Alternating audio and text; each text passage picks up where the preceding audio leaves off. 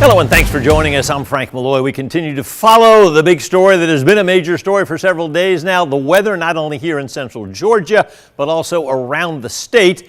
A lot of folks are gathering in Atlanta right now to talk about the weather and how it's impacted portions of the state of Georgia and some of the activities they are doing right now in response to what has happened. We're getting ready to hear from GEMA Director Josh Lamb, along with Department of Public Safety people, updating us on the current situation in different parts of the state, especially the northeastern portions of the state, and also some of the responses. Let's take you to Atlanta right now. FEMA to identify, mobilize, and provide equipment and resources necessary to help alleviate the impacts of the storm if requested. Now, I want to remind everybody, we're not out of this event. State offices in the northern half of the state will be closed tomorrow. The map with specific counties is available on our website. As of yesterday, the State Operations Center, SOC, has been operating at a level 1 full activation and will continue to do so 24/7 until this winter weather event is passed. Although we had a lull in the storm this morning, we are still expecting another round of freezing rain in northeast Georgia this afternoon.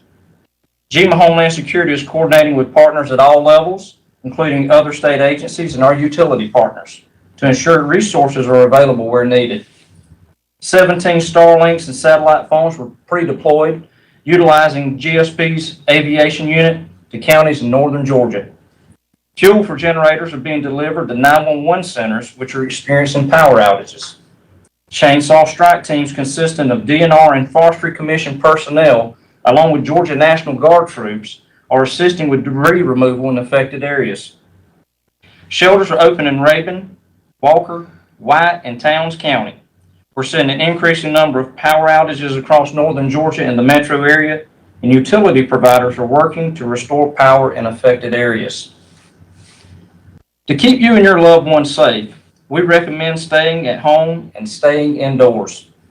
And keep your pets inside with you while you're at it. Remember to check on any elderly or disabled relatives and neighbors. Make sure to stay hydrated. Dehydration occurs more in cold weather. People suspect it less because you're not sweating. Take care of your home as well. And please keep space heater safety in mind. Use electric space heaters with automatic shut-off switches and non-glowing elements. Plug space heaters directly into the wall. Don't use an extension cord. Remember to keep all heat sources at least 3 feet away from furniture and drapes. Extended periods of time with temperatures below freezing will increase the chance of pipes freezing or bursting. Remember, allow your faucets to drip a little and open cabinet doors to allow heat to get to uninsulated pipes, under sinks, and appliances near exterior walls. We're seeing power outages throughout the state. Always exercise caution when using alternative light and heating sources. Use flashlights during power outages instead of candles to prevent the risk of fire and have plenty of extra batteries on hand. Never use an oven to heat your home. Never bring portable generators, camp stoves, or grills into your home. They should only be used outside. Keep them at least 20 feet away from your home's windows, doors, and vents to prevent deadly carbon monoxide poisoning. If you lose power and don't have an alternate heating source, Georgia State Parks have opened warming stations for public use. Park pass fees will be waived for those using these warming stations. For locations, dates, and times, please visit georgiastateparks.org/alerts. You can also reach out to your local EMA for lists of warming stations or if you need additional assistance. If you spend time outside, be careful. Wear multiple layers of warm clothing and do not rely on one bulky item for warmth. Watch for frostbite. Warning signs include white or grayish yellow skin, numbness, and skin that feels unusually firm or waxy. If symptoms are detected, get medical help immediately. If medical help is not available, get the victim to a warm location and immerse the affected area in warm water. Frostbitten areas are numb and can be easily burned, so avoid using heating pads, fireplaces, or radiators for warming. Do not rub the frostbitten area. This could cause more damage. Watch for signs of hypothermia, including shivering, memory loss, fumbling hands, slurred speech, and drowsiness. If the victim's body temperature is below 95 degrees, seek medical help immediately. If medical help is not available, get the victim to a warm location. Remove wet clothing, warm the center of the body first using an electric blanket, and if conscious, give the victim warm, non-alcoholic beverages. Please continue to stay off the roads as much as possible. This will give Georgia DOT crews the room they need to maintain the condition of the roads. If travel is necessary, slow down, allow extra time, and be especially careful on bridges and overpasses as they freeze first. Lastly, know who to call if you're in need of assistance. If you're experiencing a life-threatening emergency, call 911. If you need to check road conditions, report an incident, or request road assistance, call 511. If a tree is blocking the road or if you see someone in need of shelter, call 311. If you'd like to report a power outage or down power lines, call Georgia Power. If everyone keeps these safety tips in mind, GEMA and our state partners will be better able to respond to the needs as they arise. GEMA Homeland Security will continue to monitor the winter weather and collaborate with local and state officials to assess conditions and determine the best steps to keep Georgians safe. We ask that you follow all guidance from your local officials and continue to monitor your local National Weather Service and trusted news sources for the most updated information. We'll continue to share updates on our website, that's gema.georgia.gov, through our social media, and directly with local officials. If conditions change, we'll make sure the public knows right away. And with that, I'll pass it over to Commissioner McMurray. Thank you, Director Lamb. As this winter weather storm is still playing out, and we're in fact in the middle of it, we have continued to work our plan starting on Friday night at midnight, where we've continuously brined and pre-treated the roads before this winter weather came in, some 18,000 miles of road. In fact, we've deployed 1.5 million gallons of brine on Georgia's highways and about 2,500 tons of the salt aggregate mix that we spread as we plowed the sleet and freezing rain that began to accumulate in that wedge area that we're now so familiar with. As this winter weather storm continues to evolve, and as we have a front coming through now as we speak, we are relocating about 70 staff and 42 pieces of equipment to address this wedge area, which is really East Metro, out I-20 to Augusta, over toward Athens, up the I-85 corridor, all the way to South Carolina, up to Gainesville, Georgia, up the 365, 985 corridor, and also up the 400 corridor in Forsyth County, Dawson County, Lumpkin County, up to the Dahlonega, where this wedge and where the most material has been accumulating, and where we continue to try to get ahead of this by continuing to brine, spread the salt aggregate mixture, and plow off the slush off the roads. With that being said, we have a lot of winds right now. We have 24 state routes with a closure at some point on them. Most of them are in our northern counties like White, Habersham, Towns, Union counties, as well as Cobb, and one here in Metro Atlanta. This is due to trees falling. And so we are now dealing with wind and trees falling that impede our ability to treat the roads and try to clear them. So we'll continue to deal with that as it comes forward. We will continue and maintain our stance of 12-hour shifts of all hands on call and all hands working, in fact, over to this storm until it's safe to stop.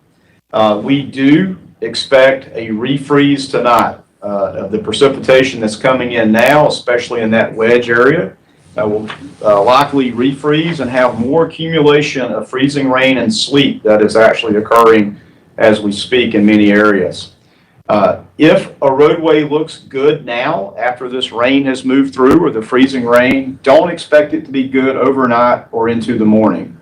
We still need to get out and treat and make sure these roadways are safe, especially in the daylight tomorrow where the temperatures will be very cold.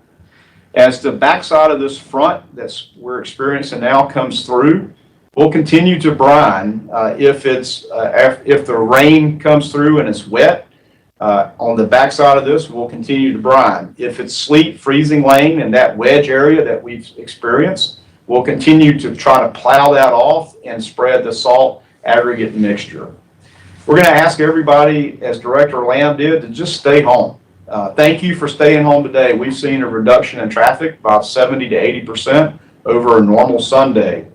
But tomorrow morning and overnight is going to be very difficult. And so just stay home until we can provide more information that we know that these roads and the temperatures are favorable for travel.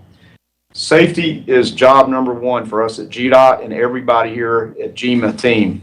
And we know that's important safety for you, but it's also safety for the women and men that are doing the hard work out there among all our agencies. So please give us all room to work and slow down and move over if you see those amber lights or the blue light escorts that are provided by the Department of Public Safety. And with that, I will turn it over to Colonel Hitchens from the Department of Public Safety. Thank you, Commissioner. And I want to start off with reiterating that the majority of the people that have been asked to stay home have heeded that warning, and that is reflected in the total calls that we have seen in the affected areas. So far, since 6 o'clock yesterday, we've had 775 total calls, 25 crashes, and 95 motorist assists. And we would just want to say thank you for paying attention to that and staying off the roads. And we do call for you to continue that same posture as we move through this storm. Our personnel that we have assigned, we brought in some Southern troops, which allows us to put about 50 personnel in the metro area during the daytime hours and 30 personnel overnight. And those personnel will be out there to continue to answer calls, work crashes, help motorists as the need arises. And our northern troops, they remain on what we call Phase A, which means their cars are packed, ready to deploy into any area that is needed, and most likely to be the northeast area of Georgia. Our southern troops are on identified IRT teams, which are initial response teams. If a need arises where there's a affected area in the state, we can bring those personnel in and they'll assist at certain areas that they need. For the folks that are in the metro area are put in sectors, and they're put there so they're getting around the metro area coverage, but we have moved some into the eastern and northern area of the metro area so that they can handle those areas that are more affected. We have CVE, our commercial vehicle enforcement teams that are helping DOT with the treating of the roadways. We also have them deployed with inside the 285 loop, so that any commercial motor vehicle traffic that comes in has a legitimate need to be on the connector into the metro area. So please, if you are CMV, you don't have legitimate reasons to be on the connector, use 285 bypass if you're supposed to. And one issue we did have a motorist that struck a brine truck last night and then struck one of our CVE officers. So not only did that cause a little time that they were down, they were not able to treat the road, but then we also had to get new vehicles out so we could start retreating the roads. And we ask you, when you see those people, give extra space, let them do their job. And if you must get out on the roads, please drive at appropriate speed. That may not be the speed limit. You may not be able to see the ice. Also, remember, if you're driving on ice, don't use cruise control and add extra space in between your car and the vehicles in front of you and to the side. We ask that you do stay home, give our folks time to do their job, and we just want everybody to be safe. And with that, I'll turn it over to General Wilson. Okay, thank you, Colonel Hitchens. So Governor Kemp has authorized up to 500 National Guardsmen in response to this winter storm. You know, we're a large organization, and our response efforts are certainly scalable if need be. Yesterday, we were able to get approximately 120 soldiers, airmen, and volunteers from the State Defense Force pre-positioned into Northeast Georgia ahead of the storm to assist the Department of Forestry, the Department of Natural Resources, and our county emergency managers. We've primarily been focusing on clearing roadways for our first responders, as well as power restoration efforts for the power companies in those counties. And we're currently operating in Stevens, Rabun, and White counties as of today. We also have teams standing by to move critical supplies by either ground or air if need be, or to respond to any other unmet needs if they arise. We're also in constant communication with our federal partners in the event that any Title 10 capabilities are required as a result of the storm. It's been a very effective response effort thus far, but as everybody else has said today, it's certainly not over. A lot of hard work remains ahead of all of us. Our soldiers and airmen are proud to be part of the team, and so we're going to be in this thing with you until we're finished. Sir? All right, thank y'all. With that, we'll open it up for a few questions. We'd ask if you have one, please put that into the chat. Our moderator will take it from there.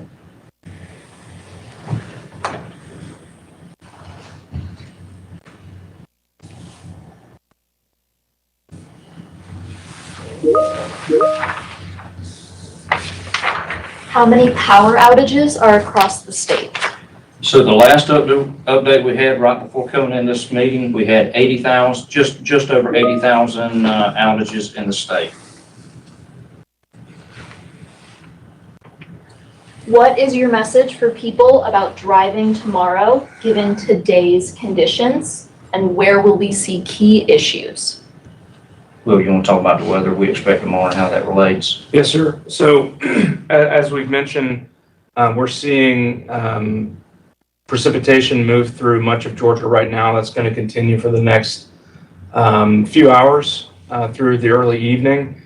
Additional and sleet in the wedge area.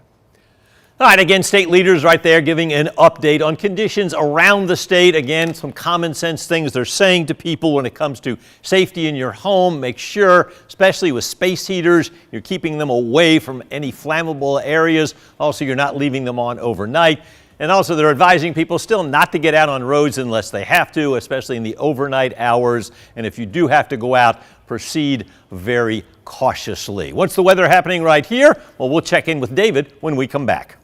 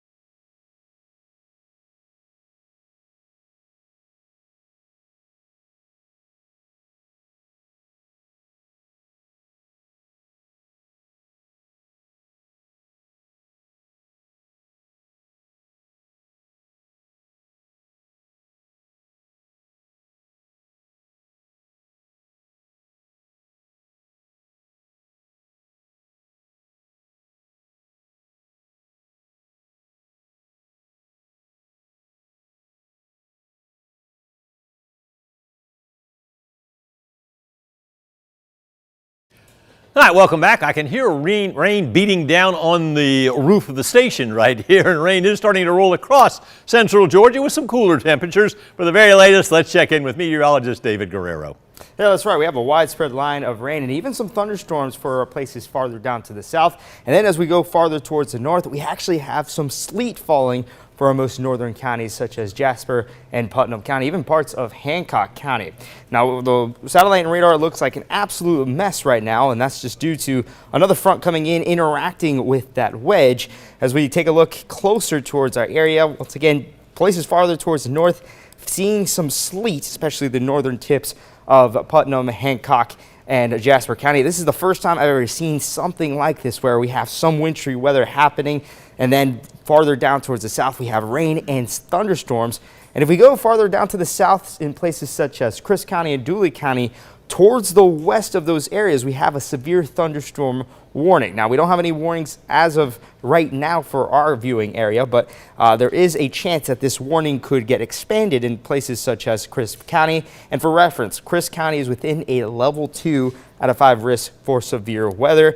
And then it's even worse in terms of the storms and the overall mess on the radar farther down towards the south, all the way towards the southwestern corner of Georgia. We have multiple tornado warnings. Now, this is right across in Miller, Early, and Seminole County, and also just towards the east of Dothan. And then farther down towards the south in the Florida Panhandle, the lines or the boxes, the polygons for severe thunderstorm warnings continue, especially around Panama City. We also have a tornado warning just north of Red Bay. Now, the reason why things are calmer for our neck of the woods, as you can see, the lightning begins right just south of Macon County. They're experiencing some lightning, but that's as far south as it goes. And the reason why is because we're experiencing a wedge, meaning colder air being funneled in down towards the south. And we can see temperatures into the 40s in Warner Robins, 44 in Cochrane, 45 in Butler, but that's just due to the rain cooled air. And then we can see that dividing line of cold air and warmer air if we compare it to Cochrane and Unadilla. That is the wedge. The edge of the wedge is confined near Warner Robins and Cochrane. And eventually that colder air is going to be the saving grace for places such as Warner Robins, Macon, and most of north and east central Georgia, because that cold air will limit the warm air needed for these storms to tap into and to turn strong. So right now, the potential for strong storms seems to be confined for southwest central Georgia, such as Dooley, Crisp, and Wilcox County, where temperatures are closer to the 60s. Now, another thing needed for the storms to occur and what's actually present right now, which is causing these storms to be strong, especially with those tornado warnings and severe thunderstorm warnings down towards the south, is humidity. We're having moisture being pumped in from the Gulf, especially with the southerly flow, causing for some moisture, which is a lot compared to this time of year. Typically in the wintertime, we experience the driest air that we typically see, but now we're experiencing humidity, even muggy air down towards the south in Albany and Panama City. So that's why the bulk of the severe thunderstorm warnings and the tornado warnings are seen farther down towards the south. But we still have a tornado watch for places such as Crisp County, and that is for the warm air and some moisture being present in that area. So far it looks like the severe thunderstorm risk will be confined for places down towards the southwest, with higher chances of strong storms in Crisp County. And as I mentioned earlier, those are the places within a level 2 out of 5 risk. And actually, as of right now, the level 2 has just expanded for places such as the southern tip of Macon, Dooley, and for Wilcox County. So if you're within that level 1 out of 5 risk, the chances for any strong storms is lower than the level 2.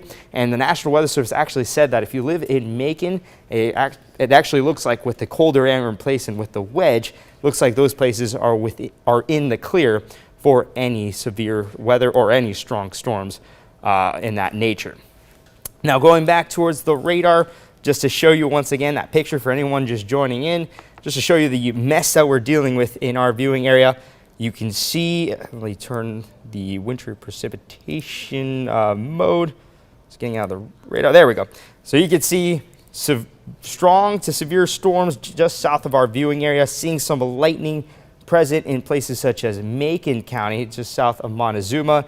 And zooming out, we also have wintry weather just towards the north in Jasper and Putnam County and even Hancock County. And most of central Georgia is experiencing just rain at the moment. Once again, this is all due to the cold air in place, limiting any of the instability, all that warm air needed for strong storms. So once again, going over the radar, Macon just seeing rain. They're in the clear for any strong storms. Crawford County seeing rain at the current moment as well. So we'll be back with more updates later. We'll have Ben Jones. He's right now in the studio. We'll have that later. I'll be actually continuing, but seeing rain still for Crawford County and Taylor County. And then we also have light rain down up towards the northwest. And then as well, if we go farther down towards the south, seeing stronger storms just south of our viewing area, near the Cuthbert area and the Sumter County area, experiencing severe thunderstorms at the moment with winds up to 50 to 60 miles per hour. So eventually, if we go to the models just to see what the models are saying, this line of rain and storms will eventually move towards the east. So right now it has the rain going through areas such as Macon, that is currently happening at the moment, but it'll eventually go in towards the east. I really don't buy this. It says it's going to happen, or the line of rain and storms will move into our eastern counties by 4 to 5 o'clock. I'd say that we'll have this line move into places east of I-75 in the early portions of 4 o'clock. And then we get into 5 to 6 o'clock, it'll move into our southeastern counties. So eventually, by 9 to 10 o'clock, we'll start to see light rain. We'll start to see that precipitation die down, and then we'll start to be dry by Monday morning. Now, we have that weather impact alert in place for Monday morning as well, because notice the temperatures. While we're experiencing the wedge right now, warmer air down towards the south and colder air up towards the north, eventually most of the temperatures are going to be into the upper 20s and lower 30s. So that's going to cause a window of potential refreezing. So that's why the roads could potentially be slippery throughout Monday morning. So we have that weather impact alert in place for the potential for any slippery stuff. We're not expecting any major ice accumulations, and thankfully last night we didn't have any impactful ice accumulations for our area, so we're not expecting much of that. It could just be a little slippery, but thankfully once we get into the afternoon, temperatures are going to be above freezing. We're going to pair that with sunshine. So having temperatures above freezing with sunshine, everything or most of everything should begin to melt. And then we get into Tuesday mid-morning, and that's when temperatures will return back to below freezing. Actually, it's saying most of the temperatures are going to be into the lower 20s, which would be extremely cold. Here's a look at the tornado potential, and it shows most of the tornado potential being confined for places farther towards the south. So with this newest model run, it shows that for areas within our viewing area, the tornado potential is decreasing, which is a very good thing. And it goes to show it aligns with what the radar is saying with the tornado warnings occurring just towards the south of us for South Georgia and the southwestern corner of the Peach State, and even into Alabama and Florida. So with this model, it's saying that we would barely see any chances of tornado warnings for our viewing area. If we would have a tornado warning, it would be for Chris County. And then getting into the feels like temperatures. For tomorrow morning, we are under a cold weather advisory as well. And this is for feels like temperatures that could be into the mid-teens, even lower than that for places farther towards the northwest. And we can see with this model run here, it says 18 degrees wind chill values in Macon, a little colder than that towards the northwest. So we have that cold weather advisory. This was issued by the National Weather Service yesterday, and it shows the potential for wind chills going to the teens, the mid-teens, to even 0 degrees. Now, the chances for 0 degree wind chill values, that will be for places farther towards the north in Atlanta. I'd say it'll be more realistic that we'll have wind chill values into the mid-teens, but we'll get even colder on Tuesday morning. Tuesday morning, this newest model run says 9 degrees, single-digit feels like temperatures would be possible throughout Tuesday morning. So I'm expecting another cold weather advisory for Tuesday morning, because if this model is correct, wind chill values will be even colder for Tuesday morning. So here's a look at the takeaways for the forecast. So thankfully we had minor impacts in terms of ice accumulations. It was only for our most northernmost counties. Now we still have some sleet falling for places such as Jasper, Putnam, and Hancock County. Now we do have a storm risk for much of central Georgia. It looks like that storm risk is decreasing for places such as Macon and Warner Robins, but we still have that storm risk in place for places farther towards the southwest, as they are within a level 2 out of 5 risk for severe weather. So this is going to occur over the next couple of hours. We're going to watch carefully the radar, especially as that line gets closer to places such as Crisp and Dooley County. And then we'll have the possibility of wet surfaces that could freeze over on Monday morning, as temperatures will be below freezing throughout a very short window. Now, thankfully, by the afternoon, temperatures will be above freezing. We're going to pair that with sunshine, so most of everything should melt by then. So that's the recap of the forecast. Going back to the radar, once again for people who are just joining us, it's an utter mess right now. I have never seen anything like this. Once again, taking away the radar, seeing wintry precipitation towards the north for places such as Putnam County and Hancock County. And then the more south we go, we see steady to heavy rain showers for places such as Macon, Millersville, Warner Robins. Also, that rain is getting into Irvington and Perry. And then you get into our southwestern corner of our viewing area of central Georgia. That is when we are seeing lightning and storms. And then the more south we go, it's just south of our viewing area, we have a host of different severe thunderstorm warnings and even a couple of tornado warnings. But it looks like the track of the tornado warnings are not even close to coming to our area. So it looks like as we get into the afternoon, the tornado chances are decreasing. It looks like it will be confined for places farther south of Georgia. And if we go even farther south, the polygons of severe thunderstorm warnings are expanded into the Florida Panhandle, where temperatures are warmer over there. They're currently experiencing temperatures into the mid to upper 60s and potentially in the lower 70s. So going over the radar once again, just to show you. So Putnam County, Jasper County seeing wintry weather. Going down towards the south, that line is getting into places such as Washington County, Baldwin County, Wilkinson County, and Twiggs County. Then farther down towards the south, that leading edge of the line is now approaching Perry, approaching I-75 in Houston County. Warner Robins should already be experiencing the rain. And then we're getting into Dooley County. That's where the leading edge is getting into those areas. And then we have a severe thunderstorm warning just west of Chris County. That is right now in Sumter, Webster, and Lee County. Actually, no, correction, Sumter County is not within that severe thunderstorm warning. It's Lee County. Lee County is within that severe thunderstorm warning. Now, that level 2 out of 5 risk for severe weather originally was just for Chris County. It expanded a little bit into areas such as the southern tip of Macon, Dooley County, Chris County, Wilcox County as well. So we have a little bit more areas into this level 2 out of 5 risk for severe weather. For reference, this is the first level 2 that we've seen since last May, but so far we haven't seen any warnings just yet. Once again, we have that severe thunderstorm warning just to the west of Chris County.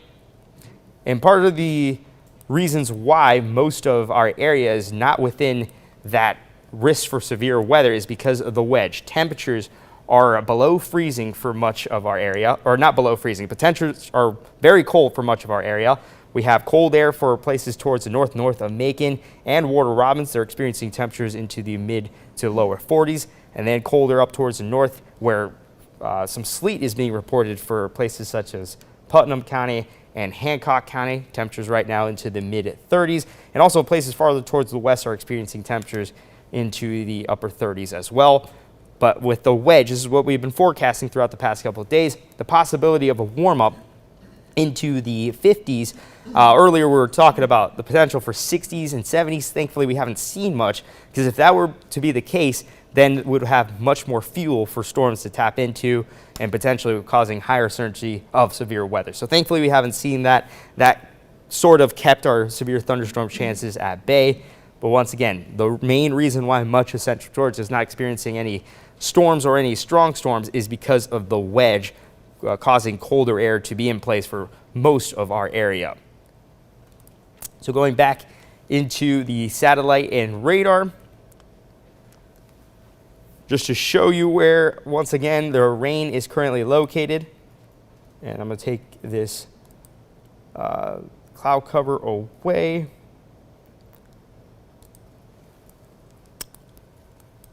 So we have two different modes of precipitation falling right now in our area. So up towards the north, we have sleet that is being shown by our radar for places such as Putnam County and Hancock County. Then the more south we go, the rain or the precipitation transitions into a traditional rain, seeing heavier rain in places such as Macon and Warner Robins. That leading edge is getting into the northeastern parts of central Georgia. And then the more south we go, that's where we'll start to see some lightning being shown by the radar in Americus and also in places such as the western part of Dooley County, seeing lightning being reported. And then we have a host of different severe thunderstorm warnings south of our viewing area. But one of those severe thunderstorm warnings is just to the west of Chris County. And so there we have the potential for that warning being expanded into Chris County, which would be the first warning that we would see for our viewing area. And we also have some tornado warnings just to the south. One tornado warning actually just got expanded into Newton at the current moment. But thankfully, the track of that tornado warning is not going to head in our viewing area, and it's going to be an issue for South Georgia in general. And then we have another severe thunderstorm warning for the Florida Panhandle. So for the risk for any storms, it would be confined for places more towards the southwest. And then if you live north of Dooley County, if you live in Houston County and Bibb County, then it would be mostly a rain throughout the rest of the afternoon. Now here's Ben Jones with more information on what we're seeing on the radar. All right, thank you, David. Yeah, we have the sky cams pulled up right here. This is the fairgrounds in Perry, and you can see the wind coming across. So here we are looking east and with the interstate behind us here. So all this is coming in from the west and really just carrying the rain across. So this is the main line right here. Once again, no severe weather with any of this in our area. It is simply a squall line that has some gusty winds. It's colder in our northern counties, as David was saying, warmer in our southern counties. So it is not severe, gets our attention for a little bit and moves on through. I think in the next hour and a half or so, most of this will clear the area, and that will be it for all of this event. And then it's just waiting around to see what happens tomorrow morning. How long do we sit at a freezing level? Is it 4 or 5 hours? Is that long enough, to refreeze things on the road? But as far as active weather, precip going on, the next hour and a half to 2 hours, that will be gone. It'll finally all make its way on off toward the east here. So that's the Skycam in Perry. Let's go around and look at some of the other ones. Again, it was just coming in is the reason why I was taking these cameras. And you can see the sky going dark and then coming across there in the Macon area. And in Warner Robins, you can see the clouds moving pretty swiftly. Once again, not severe. I do see the camera getting jostled around a little bit there, but mainly just a squall line of rain that's a little bit gusty as it comes on across. So let's dig into the radar shot here. First, I want to show you these numbers statewide, just kind of a look at now and thinking back about how this has been playing out since last night. You can see that wedge in place here in northeast Georgia, and this map looks like what the models were showing for today, that this warm surge of air would come up from the south and there'd be a dividing line right here of cold air and much warmer air. And as David was saying, in the cold sector, a lot more stable. So we're not probably going to see anything strong other than the gusty winds that we have now. So as far as the severe threat, it is very low. As we get into our southern counties, a little bit more of a bump up there, but most of it has been well underneath us. You can see Cordele just jumping to 60, whereas we have 35, 34 Sandersville, it's 60 in Cordele. So that dividing line is right there. From Macon to Warner Robins, these two temperatures, these thermometers are right close to each other, the Macon Airport and Robins Air Force Base. 3 degrees separation there, and then it jumps up as you start to go on down into the 50s.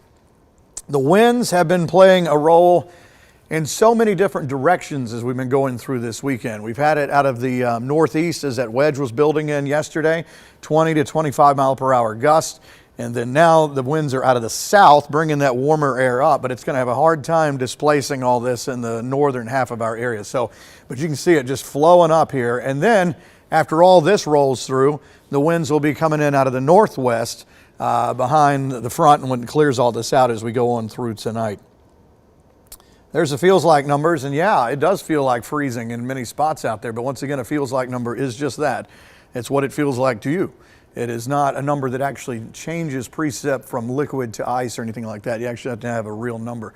There's a look at the North Georgia situation. Again, the pink shaded area, loosely trying to kind of figure out what could be sleet, freezing rain in there. And it does include, which is what the models have been showing, still a little bit of Jasper, Putnam counties, Hancock County, they're the same thing. So Lake Oconee, some of this may be kind of a frozen mix in there. But again, so many of the models we're right on this, that it kind of just stays up here in the northeast corner. Now, there have been some pink splotches earlier today, or it was in even the Macon area, but a lot of that was a mist coming through, which lines up with what the graph model has been showing, that we would see some pink little splotches out there as far south as Macon, and we did, but it wasn't really anything of any substance like this would be up here as you go, especially north of I-20. Let's get from this is, so we do have, like David said, different modes of precip going on. We have the frozen stuff well to our north, and then everything else is a cold rain. And as we go on over to, this is getting out of precip depiction mode. So in other words, we're not looking at the thing trying to show us what's frozen and what's not. We know that some of this up here is frozen, but it gives us a better idea of how this line looks with respect to rain and everything. As we zoom in, you can see the heavy rain. Let's get it to sit still for a minute. You can see it from Jones County through Bibb. The heaviest rain is coming through now, down through Macon, downtown.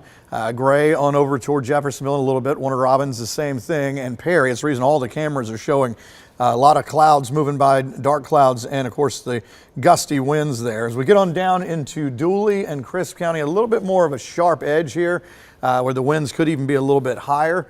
But again, not severe. The severe weather is just a little bit out of reach underneath Crisp County. Now, there has been wording from the National Weather Service of a strong storm, but not severe, for Dooley, Crisp, and Sumter County and Macon County there, as this has been coming in. But it's not strong enough to be a severe thunderstorm warning. All of this has been down here in southwest Georgia. So think kind of Albany area, where they still have a couple of active tornado warnings and severe thunderstorm warnings. But this is where that level 2 is. So this kind of matches up to what the Weather Service thinking has been, that this would be where the greatest potential for severe weather is. And as we look at the convective outlooks, when I throw them on there, you can see that that is inside that level 2. Let's get that to save that right there. So yeah, this kind of lines up with where the threat is larger. So the level 1 here for our area, which is probably stretched a little high because there's just so much cold air up here that we're really not going to see this change over to severe stuff here. But as you roll on down, you start to get into that level 2 right here, and that's where the storms, especially southwest Georgia, outside of our area, and moving toward the east at a pretty good clip. So again, this is not going to hang around for a very long time. As we look at velocity mode, this is when we start looking around to see if we see anything rotating or anything like that. And as we get down into our southern counties, I don't see anything like that. It is all straight lines. So this is just straight line wind. Once again, not severe. So our area has no severe thunderstorm warnings, no warnings for our area. All right, let's go to the big picture.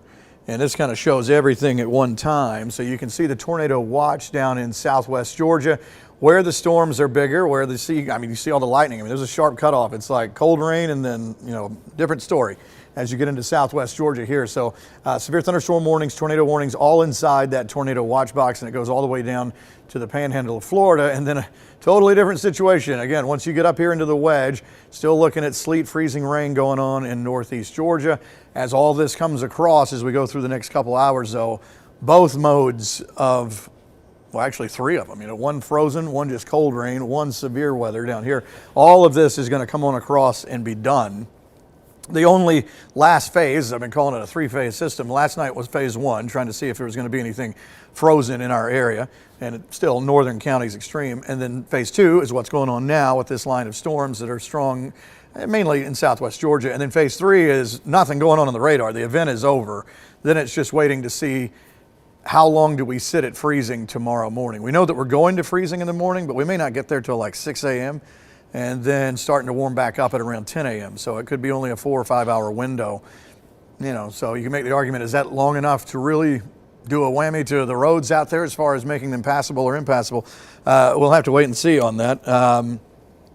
Let's go to there's the northeast. I'm trying to get to, here we go. This will take us to the graph model from here on out as we go through today. And you can see the numbers as it's picking up. Again, it's showing things warmer than what's actually happening. The graph was thinking we'd be in the low 50s here in the Macon area, and I think we're still only at maybe 40. I think that's right. And then as we go on through, I mean, there's 4 to 4:30. I mean, in the next hour, most of this already has some giddy up on it, coming through Irwinton, on down through, Cochrane and Hawkinsville, and then heading on over to Dublin, Eastman. And by 5:30 to almost 6 o'clock, that's it. The leading edge is gone, and then it's just a few leftover little showers as we go on into 6, 7 o'clock. And then again, still tonight, maybe still a few little spits and drizzles out there, and again, that kind of tells part of the story. Some might think, oh, well, this will get out of here and the wind will dry the roads and there'll be, plenty of time for things to dry off. Maybe not. It may still be 11 o'clock midnight before the last sprinkles really wind down. And then, if it's 5, 6 a.m., we start to hit freezing, there will be enough liquid out there for something to freeze. I just don't know if it's going to be long enough to cause a major problem. All right, let's go to the graph big picture. All right, so that was with the numbers, and you can see that all this starts to peel away more into the Carolinas. There still could be some frozen stuff out there over the next hour or so, but there's that line of showers. Again, your stronger storms down here in southwest Georgia, and then as we go on through, as we get towards 6 o'clock, most everything is clearing on off toward the east. When I say clearing, I don't mean all the rain is done. I mean any sort of threat for winds or something that could be considered somewhat strong. But again, we don't have any sort of severe weather or anything like that in our area as of now. Let's go back to the radar shot. Actually, I'll take you back to the skycam shots, because they've been pretty impressive out there. Again, it's wow, it looks like it got nighttime there all of a sudden. So there is a look at the Warner Robins skycam. The wind has come down some because that line has come all the way through. So kind of the I-75 corridor, it's passing over that now. So it's entering our eastern half. So the cameras are going to look a little bit easier looking as we go on through time. That's Warner Robins. And then the Macon one, you can see, is not as busy as what it was just a little while ago. Now we'll go to Perry, and it's probably still some rain there, but you can see still some wind coming across the water here. Once again, this is not severe, but because of just the nature of how busy the weather pattern has been this weekend, we're staying with this just to show you that it's fascinating that you can have this many modes of weather all at one time, where you have the frozen stuff to the north, and then severe weather in southwest Georgia, and then in between some cold rain. All right, so let's go to the radar here just for a second. Well, actually, I'm going to check in on Dublin. That camera will be something to possibly see in a little while. Just that kind of foggy mist out there right now, but the rain will be picking up a little bit steadier as we go on through the next 30 minutes or so. All right, we're going to take a little break right here, and then we're going to come back and continue coverage.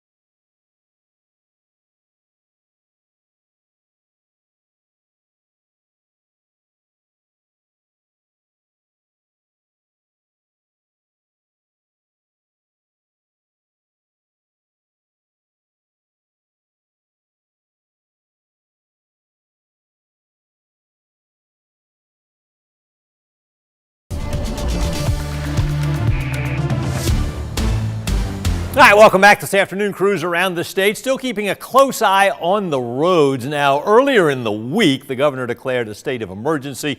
That was to be able to allow people to get prepared and get resources into areas that needed it the most.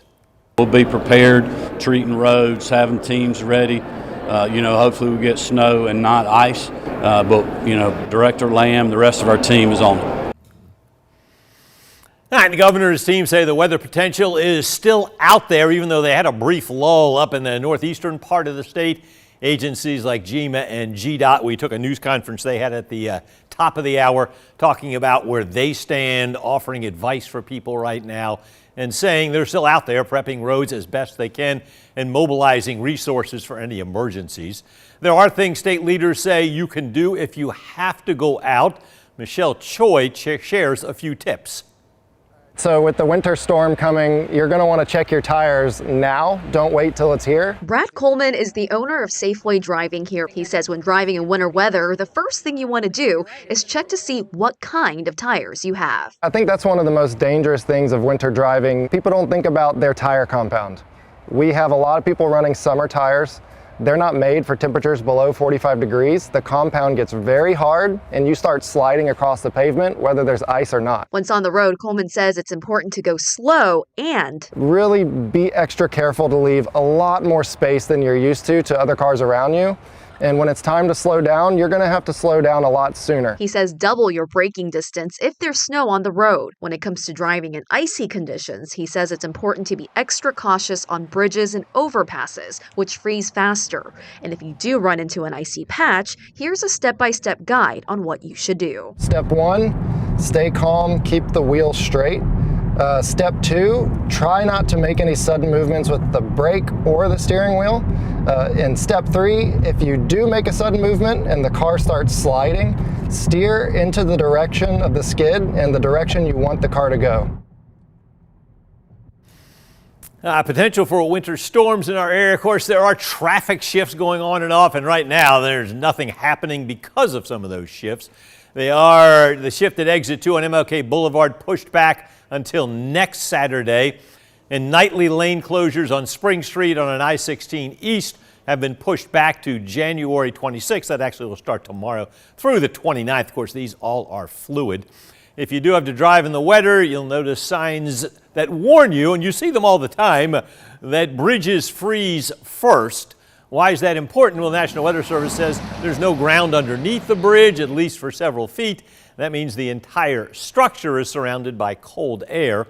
Freezing is not uniform on bridges. Areas that are shaded by trees, buildings, or parts of the bridge itself can be icy, while sunny parts are not. So always heed those and always slow down. And you don't want to always be pumping your brakes on icy conditions. Just take your foot off the gas, and that way you won't have to worry about losing control.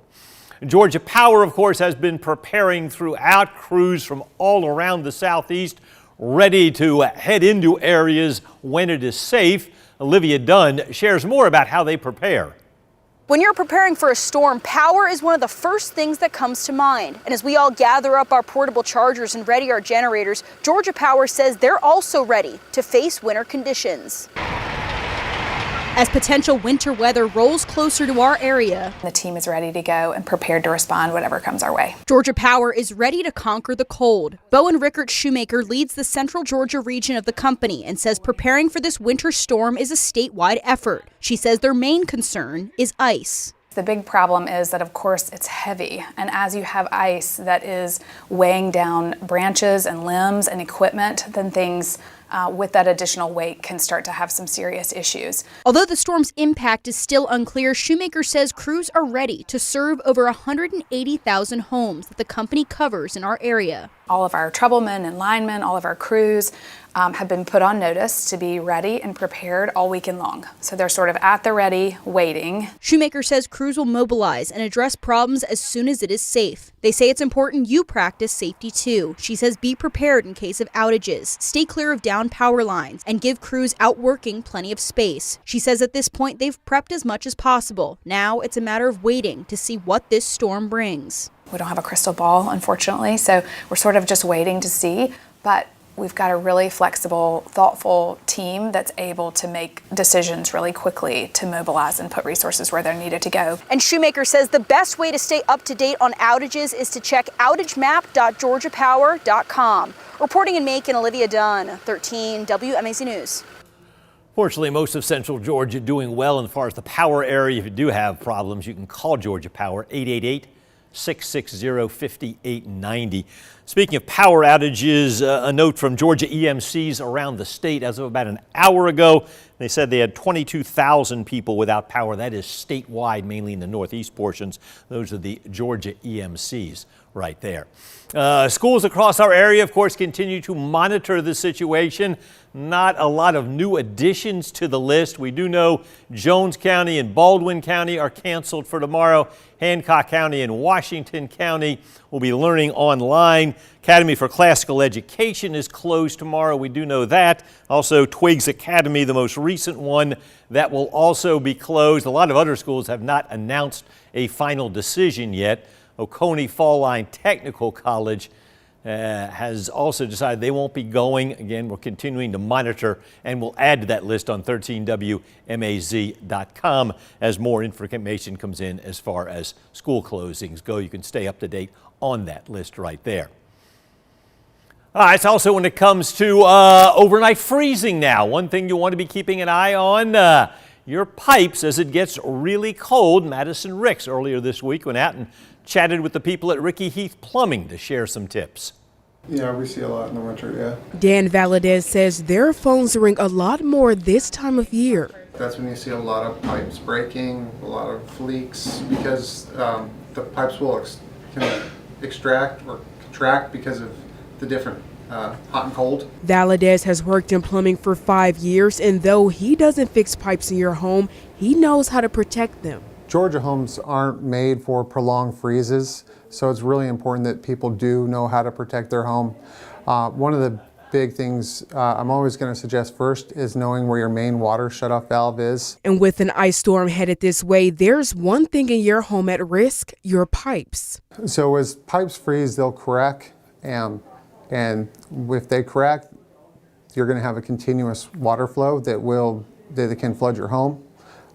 And cause thousands of dollars in damage to the home. There are several ways you can get ahead in protecting your homes when ice storms like this are about to hit, and that starts with protecting your pipes. Now, when you have pipes like this, or really any pipes for that matter, plumbers recommend that you have a small stream of water like this or somewhat smaller running so you can help protect your pipes. Now, having water like this streaming helps prevent them from bursting or freezing. And Valadez has even more tips to help you prepare.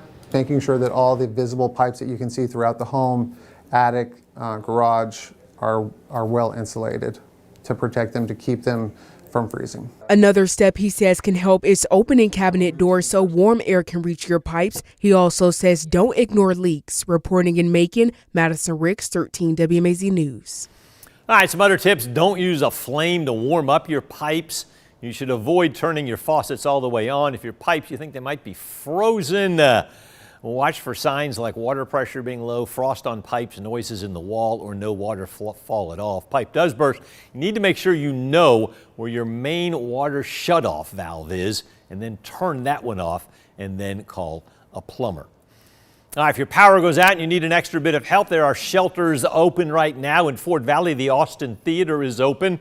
They say they're going to stay open through Monday, free. In Warner Robins, Haven Hope House opening today and will be open through next Thursday. They are open at night and into the morning. In Macon, Brookdale Resource Center's Hello House. They take in 50 people each night. And of course, the Salvation Army on Broadway also takes in people in need of a place to stay. They provide dinner and breakfast. Of course, it's going to get very cold this week and going to stay cold for most of the week. And don't forget about your pets. Veterinarian Bernard Hodges says cats and dogs have a normal body temperature of over 100 degrees. Anything under that, it's a sign they are cold and need to be brought inside. He says keep an eye on your pet. And also he says be careful when you take your pet out for a walk. There are some things that can damage their paws. We really worry about paws and hypothermia, no different than our fingers when they get cold. To protect against the irritants, you can put a little bit of pet balm or either petroleum jelly in between the paws, and that helps protect them. Booties work well as well. All right, Dr. Hodges says if you have any stray animals you want to provide for, put out extra food, and then also put out straw, because straw does not hold moisture like a blanket would. We'll be right back with the latest from the weather team right after this.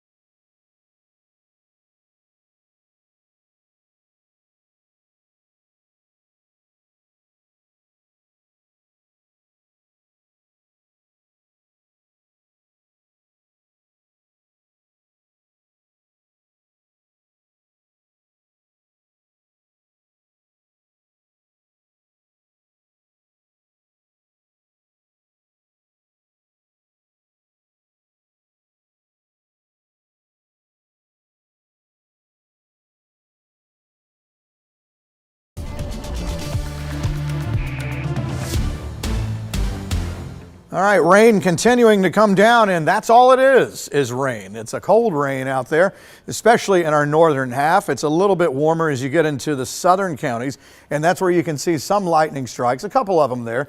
Places like Macon County on into Houston, Dooley. Again, not severe. We have no warnings in our area. I want to point that out. We're just here kind of like in case you were thinking, well, what's going on out there? I know we were talking about potential for freezing stuff, and then I heard something about thunderstorms. Yeah, they're both going on, but the wild thing is they're both just out of reach. The frozen stuff is up here. The severe weather's down here. We're in that zone in the middle, which is not a bad place to be. It's not ice and it's not severe weather. So we're kind of getting the best spot of this whole line as it comes across. Just to show you though, no tornado warnings down here right now, but there were a couple of those earlier. You can see some severe thunderstorm warnings. This is mainly all southwest Georgia. Different environment down, I mean, totally different environment down here. Much warmer. The setup is a lot more conducive to seeing thunderstorms like this. As we look at the main line, if you want to call it that, you can see it in red here, and it kind of breaks up as you go farther toward the north. So the farther south you are, the gustier the wind is coming across. Everybody will have some wind with this as it comes across, but it gets a little gustier as it kind of bows out right here. So Pulaski, Wilcox, eventually this will go into Dublin, Eastman, Cochrane area starting to come in now. But I want to point out again, this is not severe. None of this is. It is all just underneath Crisp County. So Cordele, it's had some wind coming through with that, but the severe part of it goes underneath Crisp County, and it lines up inside that level 2. So a level 1 is up for our southern half for a little while longer. This is going so fast. The line's moving at 45 to 50 miles per hour. So you give it another hour or so, and this is going to be out of our area. There'll still be some rain left over, but as far as the one that, part that gets your attention with the wind and maybe a rumble of thunder, that will be gone. Thunder really doesn't start until you get into kind of Peach to Houston County and then points south from there, and then obviously picks up as you get into southwest Georgia. Once again, I've been looking at the velocity mode, which is this is what we always check in on when we're looking at something, either straight line winds or with tornadoes. Of course, with tornadoes, we're looking to see if we see a kink in there.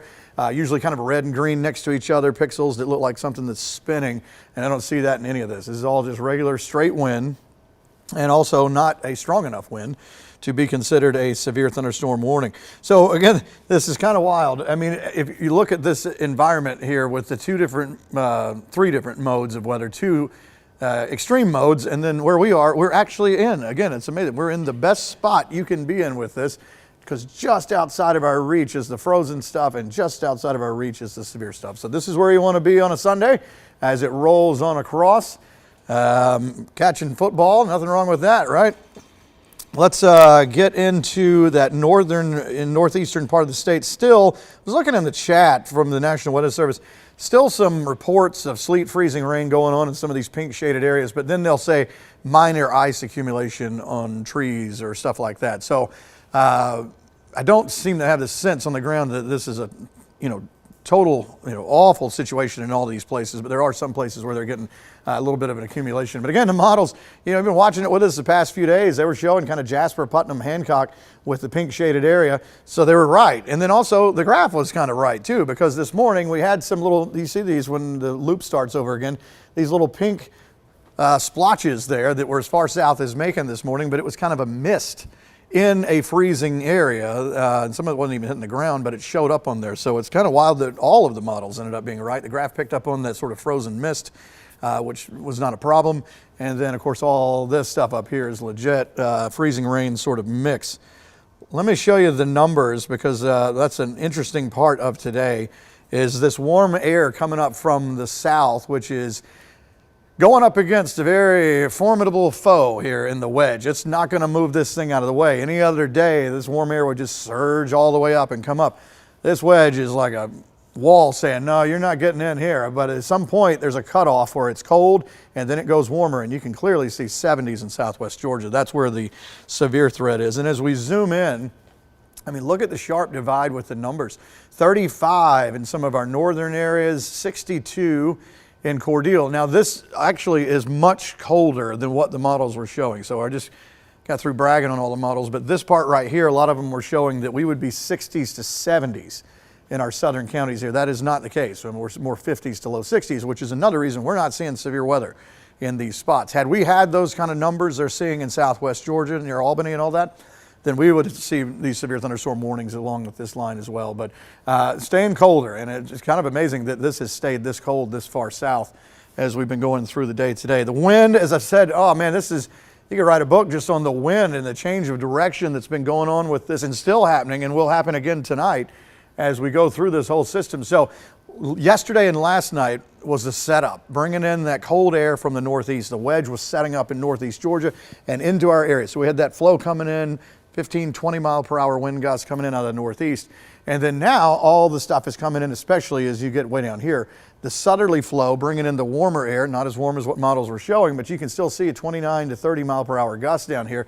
After all this comes across and moves through, then the northwesterly wind will come in. So you will have had wind from pretty much every direction at some point throughout this weekend. And what does it do to how it feels? Yeah, it feels like freezing in many spots, big time actually. 24 in Sparta, 27 in Milledgeville. I'm not sure how Sandersville feels like 45.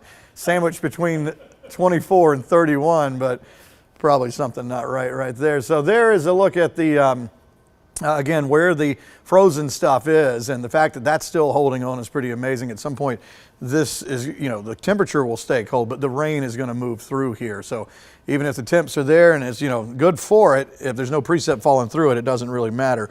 Again, that line was sort of a line earlier. Notice how this red line was a little more well-defined, and then it's just been coming across to the east and definitely running into more cool air here. It's been kind of scattering out. Now, you still may have a little bit of a breeze through Cochrane, Hawkinsville, places like that, eventually Eastman and Dublin, but not terribly gusty. But again, if you're down, talking about Hawkinsville and on down into Wilcox County, a little bit gustier there because you're in the warmer sector and you're down where the ingredients are a little bit different, where the strong storms could be. And again, that severe weather is just underneath our area, just underneath Cordele and Crisp County here. So still think some gusty winds. You can see a little bit of a bow right there. That just means where the winds are pushing the line out. So you'll have that as it comes through. So all in all, a good scenario when you think about what's going on to our north and to our south. Let's look at the graph as we go forward. We could pick different models. I'm just going to grab this one for right now. Again, it is starting thinking that we were going to be much warmer than this already. It is clearly not 54 degrees in the Macon area right now, with 30s all over the place up here. So take that, and say, okay, well, the models missed that. They had the numbers warmer. But the idea that the rain coming on across pretty swiftly is still there. By the time we get into 5 o'clock or so, 5:30, most of this is already going to be gone. Now, there still will be some rain left over as we go on through this evening, but generally the plan is to just get that main line of wind and some thunder out in our southern counties. Now, again, watch these temperatures, though, as we go on through tonight, because we've been talking about phase 3 of the situation. Last night, is it going to freeze in our northern counties? Today, strong storms south. And then tonight, clearly we have enough water out there all over the place, and it's not going to fully shut off until later tonight. Does that freeze on the road? Well, when you look at the numbers, yeah, we do get down to freezing. Let's see if I can back that up to... All right, so let's say it's 6 a.m., and then we're still there 7, on into 8 o'clock, 9, and then around 10 o'clock, we start to bump back up. So you could be looking at around 5 hours of a window of freezing. So again, that's that question. Is it long enough? Clearly, something's going to freeze. Is it long enough to really do that flash freeze on all the roads? Generally, what we were seeing with schools and late starts for businesses and all that stuff and everything is just be smart. Just watch it in the morning. If it's slick, don't go anywhere. Let's just wait for it, and eventually things will try to melt off and thaw out. Now, we're not going to go super high tomorrow. Obviously, we're going to be struggling to hit 40 in a lot of spots, and then with the wind still going, the wind chill will feel easily like freezing all day tomorrow. But once again, the wind chill does not change preset modes. It doesn't go from liquid to frozen. That's just how it feels to a person or an animal. So we'll see how it goes tonight. If we're going to be sitting down there for longer than that, then obviously more time to freeze. It'd be different if we had a full night starting at like 9, 10 o'clock, where we were below freezing all the way to sunrise tomorrow morning. There's the big picture, which includes everything, this time without temperatures. But you can see that line coming across. It actually shows it a lot more stout in this depiction than what's really going on out there, because it's been weakening down, and it's this strong down here, but not what's been coming through our area. And there we go, 5:30, 6 o'clock, most of it gone there, and then still just the last leftover bits of rain as we go on through tonight. And then we'll just see how it goes as far as freezing things over. If, again, is that long enough as we go on through tonight? Let's check in on these sky cams out here, because they're looking better as everything moves through. The one that will pick up with rain and wind in a little bit will be this Dublin sky cam. Right now it's just kind of that foggy mist that's going on out there. So no big deal with that. Earlier we were looking at all of them, and you could see the clouds racing by, dark clouds, and then the rain coming through with the wind. Warner Robins, one of those areas that has definitely calmed down. Again, it was never severe. I want to point out we haven't had one severe thunderstorm warning, and really don't anticipate it. If we did see anything, it would be our extreme southern counties. Other than that, it's just been watching a little bit of a breezy, cold rain come on through. Macon Skycam looking a lot better. Perry, earlier when it was coming through that main line, you could see the wind blowing around on the water out there. And what we're going to do right now is we're going to take a short little break, and we're going to come on back. So hang with us.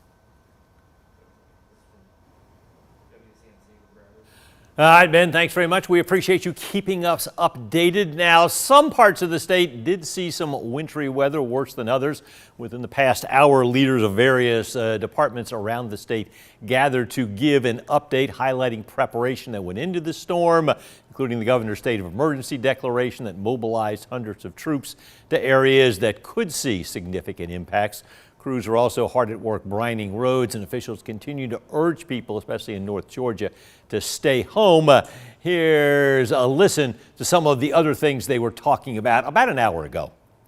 As this winter weather storm is still playing out, and we're in fact in the middle of it, we have continued to work our plan starting on Friday night at midnight, where we've continuously brined and pre-treated the roads before this winter weather came in, some 18,000 miles of road. In fact, we've deployed 1.5 million gallons of brine on Georgia's highways, and about 2,500 tons of the salt aggregate mix that we spread as we plow the sleet and freezing rain that begin to accumulate in that wedge area that we're now so familiar with. As this winter weather storm continues to evolve, and as we have a front coming through now as we speak, we are relocating about 70 staff and 42 pieces of equipment to address this wedge area, which is really East Metro, out I-20 to Augusta, over toward Athens, up the I-85 corridor, all the way to South Carolina, up to Gainesville, Georgia, up the 365, 985 corridor, and also up the 400 corridor in Forsyth County, Dawson County, Lumpkin County, up to Dahlonega, where this wedge and where the most material has been accumulating, and where we continue to try to get ahead of this by continuing to brine, spread the salt aggregate mixture, and plow off the slush off the roads. With that being said, we have a lot of winds right now. We have 24 state routes with a closure at some point on them. Most of them are in our northern counties like White, Habersham, Towns, Union counties, as well as Cobb, and one here in Metro Atlanta. This is due to trees falling. And so we are now dealing with wind and trees falling that impede our ability to treat the roads and try to clear them. So we'll continue to deal with that as it comes forward.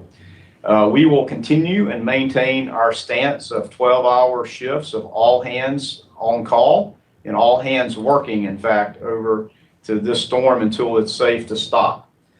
We do expect a refreeze tonight of the precipitation that's coming in now, especially in that wedge area. Will likely refreeze and have more accumulation of freezing rain and sleet that is actually occurring as we speak in many areas. If a roadway looks good now after this rain has moved through, or the freezing rain, don't expect it to be good overnight or into the morning. We still need to get out and treat and make sure these roadways are safe, especially in the daylight tomorrow where the temperatures will be very cold. As the backside of this front we're experiencing now comes through, we'll continue to brine if the rain comes through and it's wet. On the backside of this, we'll continue to brine. If it's sleet, freezing rain in that wedge area that we've experienced, we'll continue to try to plow that off and spread the salt aggregate mixture. We're going to ask everybody, as Director Lamb did, to just stay home. Thank you for staying home today. We've seen a reduction in traffic by 70 to 80% over a normal Sunday. But tomorrow morning and overnight is going to be very difficult. And so just stay home until we can provide more information that we know that these roads and the temperatures are favorable for travel. Safety is job number one for us at GDOT and everybody here at GMA team. And we know that's important safety for you, but it's also safety for the women and men that are doing the hard work out there among all our agencies. So please give us all room to work and slow down and move over if you see those amber lights or the blue light escorts that are provided by the Department of Public Safety. And with that, I will turn it over to Colonel Hitchens from the Department of Public Safety. Thank you, Commissioner. And I want to start off with reiterating that the majority of the people that have been asked to stay home have heeded that warning, and that is reflected in the total calls that we have seen in the affected areas. So far, since 6 o'clock yesterday, we've had 775 total calls, 25 crashes, and 95 motorist assists. And we would just want to say thank you for paying attention to that and staying off the roads. And we do call for you to continue that same posture as we move through this storm. Our personnel that we have assigned, we brought in some Southern troops, which allows us to put about 50 personnel in the metro area during the daytime hours and 30 personnel overnight. And those personnel will be out there to continue to answer calls, work crashes, help motorists as the need arises. And our northern troops, they remain on what we call Phase A, which means their cars are packed, ready to deploy into any area that is needed, and most likely to be the northeast area of Georgia. Our southern troops are on identified IRT teams, which are initial response teams. If the need arises where there's a affected area in the state, we can bring those personnel in and they'll assist at certain areas that they need. For the folks that are in the metro area are put in sectors, and they're put there so they're getting around the metro area coverage, but we have moved some into the eastern and northern area of the metro area so that they can handle those areas that are more affected.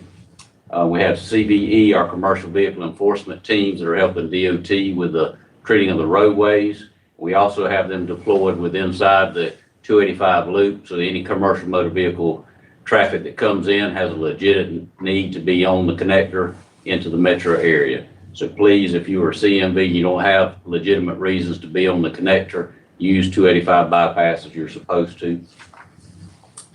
And one issue we did have a motorist that struck a brine truck last night and then struck one of our CVE officers.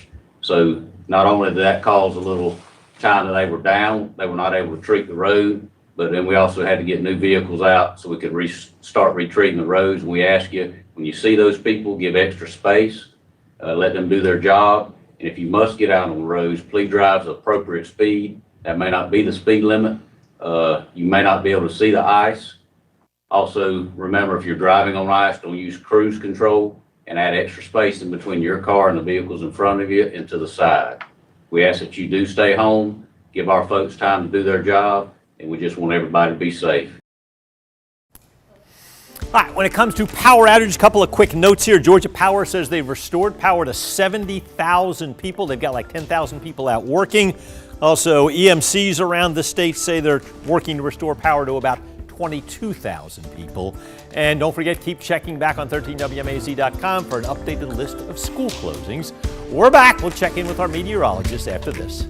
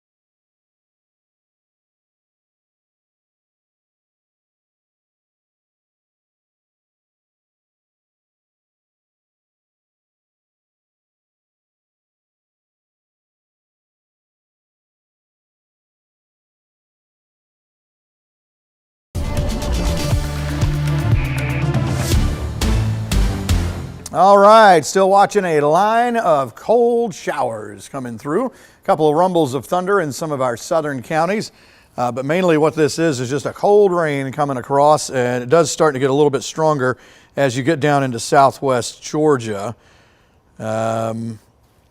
And that's where the severe threat is down here as you get in toward the Albany area. Now, they have had a couple of tornado warnings at times down here, but it's now kind of transitioned more to severe thunderstorm warnings. And notice it's just underneath Crisp County. Now, technically, there is a tornado watch out that includes southwest Georgia, and it does grab the corner of Crisp County. That technically goes until 7, but the storms are already past Crisp County. So in other words, we now don't have any parts of our area in a tornado watch, and we have no warnings. So you may be getting a little bit of a stronger wind here from Wilcoxon to Dodge, because you can see it kind of bowing out there, and it's kind of a part of this stronger part of the line. But again, nothing severe with that. As we roll the map on up, you can see that that red line starts to get a little bit fuzzier as you go toward the north. which means that it's just in an environment that's not conducive for strong storms or even for a really super healthy line. Now, this did have, you can see it was a little bit red coming across right here, and it still is, so that's kind of the leading edge, if you want to call it that. There are some gusty winds there, maybe something like 35, 40 mile per hour wind gusts coming through, but again, not enough to be a severe thunderstorm warning. Dublin area, starting to see some rain coming in from the west side, and the wind will pick up a little bit in just a second. Eastman, the same thing. Probably a little bit gustier with the wind there. And we can check in on, I'm not sure which camera this is going to be that pops up. This is going to be Perry.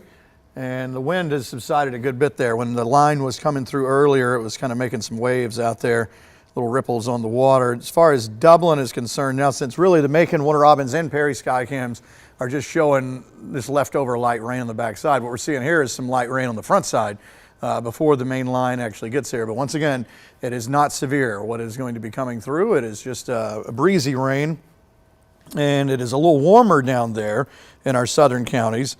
And so that's where we're seeing somewhat stronger stuff, but again, not severe. Let me read something here. Okay, all right. Let's get on over to the temperature map, because this is kind of wild. I was mentioning earlier that really in this kind of setup, we're kind of right where you want to be, in between two different extremes of weather modes out there. You have frozen stuff to the north, severe weather to the south, and then we're kind of in the middle with just the cold rain out there. But look at this, 30s up here, 40 in Macon, a lot of 30s in our northern counties, and then right there's where that dividing line is. Now the numbers are not as warm as what the models were showing. Now if you were with us last night, we were showing models that were showing like 40s up top, 70s south. Now it's more like 30s, 50s, struggling to hit 60. And because this is cooler down here, this area is not seeing the same kind of weather they're seeing in southwest Georgia, where they actually do have 70s there. So a little bit of a different environment. But you know, having said that, as you go farther south, even getting above 60, we are seeing some of those showers and a couple of thunderstorms, a few rumbles. They do kind of bow out a little bit with some gusty winds on the southern side there. As far as freezing weather, again, we're not seeing that now, but that is going to be a thing tonight. So I've been talking about this as a three-phase system where you have last night into this morning trying to figure out what's frozen and what's not, and then you have today the storms coming through, which turning out that's just mainly south of us, and then tonight wet roadways, everything from the rain, and then freezing as we go through tonight. I'm going to show you those numbers in a second. It will freeze, but it may only be for like a 4 or 5 hour window, and that's the question: is that enough to do, a whammy to the roads out there? We'll see. Winds have been all over the place. We had them yesterday out of the northeast coming in, bringing that cold air in, really setting that wedge up, especially farther toward the north and east, but we had gusts 20 to 25. Now we've had the southerly flow coming in, bringing in the warmer stuff from the south. After all of this moves through, then the wind tonight is going to kick in from the northwest behind the front to really clear everything out and really drop the numbers. It'll drop them tonight, but tomorrow night and every morning as we go through this week, I mean like mid to upper teens to near 20, some really cold stuff that'll be settling in. There's a look at the feels like number because of the wind that we do have. Once again, a feels like number is just that. It is what it feels like to you. It is not an actual temperature, so this is not something that would change liquid to frozen or anything like that. So here's a look at the northeastern part of the state, and you can see that clearly the models are spot on that this is where the wedge is going to be. And to see this for so many days with a pink shaded area, trying to figure out how this is going to play out, to see that it is actually right in line, mainly north of I-20. It did include Jasper, Putnam, Hancock for a little bit of a mix there. And then in one sense, the graph model was also right. It's been the outlier for the past few days, showing the potential for that pink shaded, some sort of mix area as far south as Macon. And we did see that. You see, it's not far enough back on this loop, but there were some little pink splotches earlier this morning around the Macon area, but it was kind of a mist that was out there in a frozen environment. We were sitting around 32, but it was not anything that was really getting to the ground. So both of them, the whole suite of models showing northeast Georgia and the graph were right in that sense. All right, so there's a look at the radar as far as not showing what's frozen and what's not frozen. This is just a normal radar look. And again, you can see that line, maybe a little bit gusty through Sandersville in a little bit. Wilkinson County starting to leave, heading toward Johnson County. moving on into the Dublin area. We'll take that camera in a second, but this is a swift mover. This whole line, if you want to call it that, is moving at around 45, 50 miles per hour. So it has some giddy up on it. It'll be coming through. It's not going to stop raining. We'll still have some off and on light rain as we go on into tonight, but as far as the event, if you want to call it that, it will be over as we go through the next hour or so. All of this will pull on across toward the east. All right, so just to show you southwest Georgia again, that's where the threat is greater, and it's also where the National Weather Service thought the threat would be greater. A low end level 1 for our area up here, and then it drops to, or it goes up to a level 2 as you go into southwest Georgia, and that turned out to be right.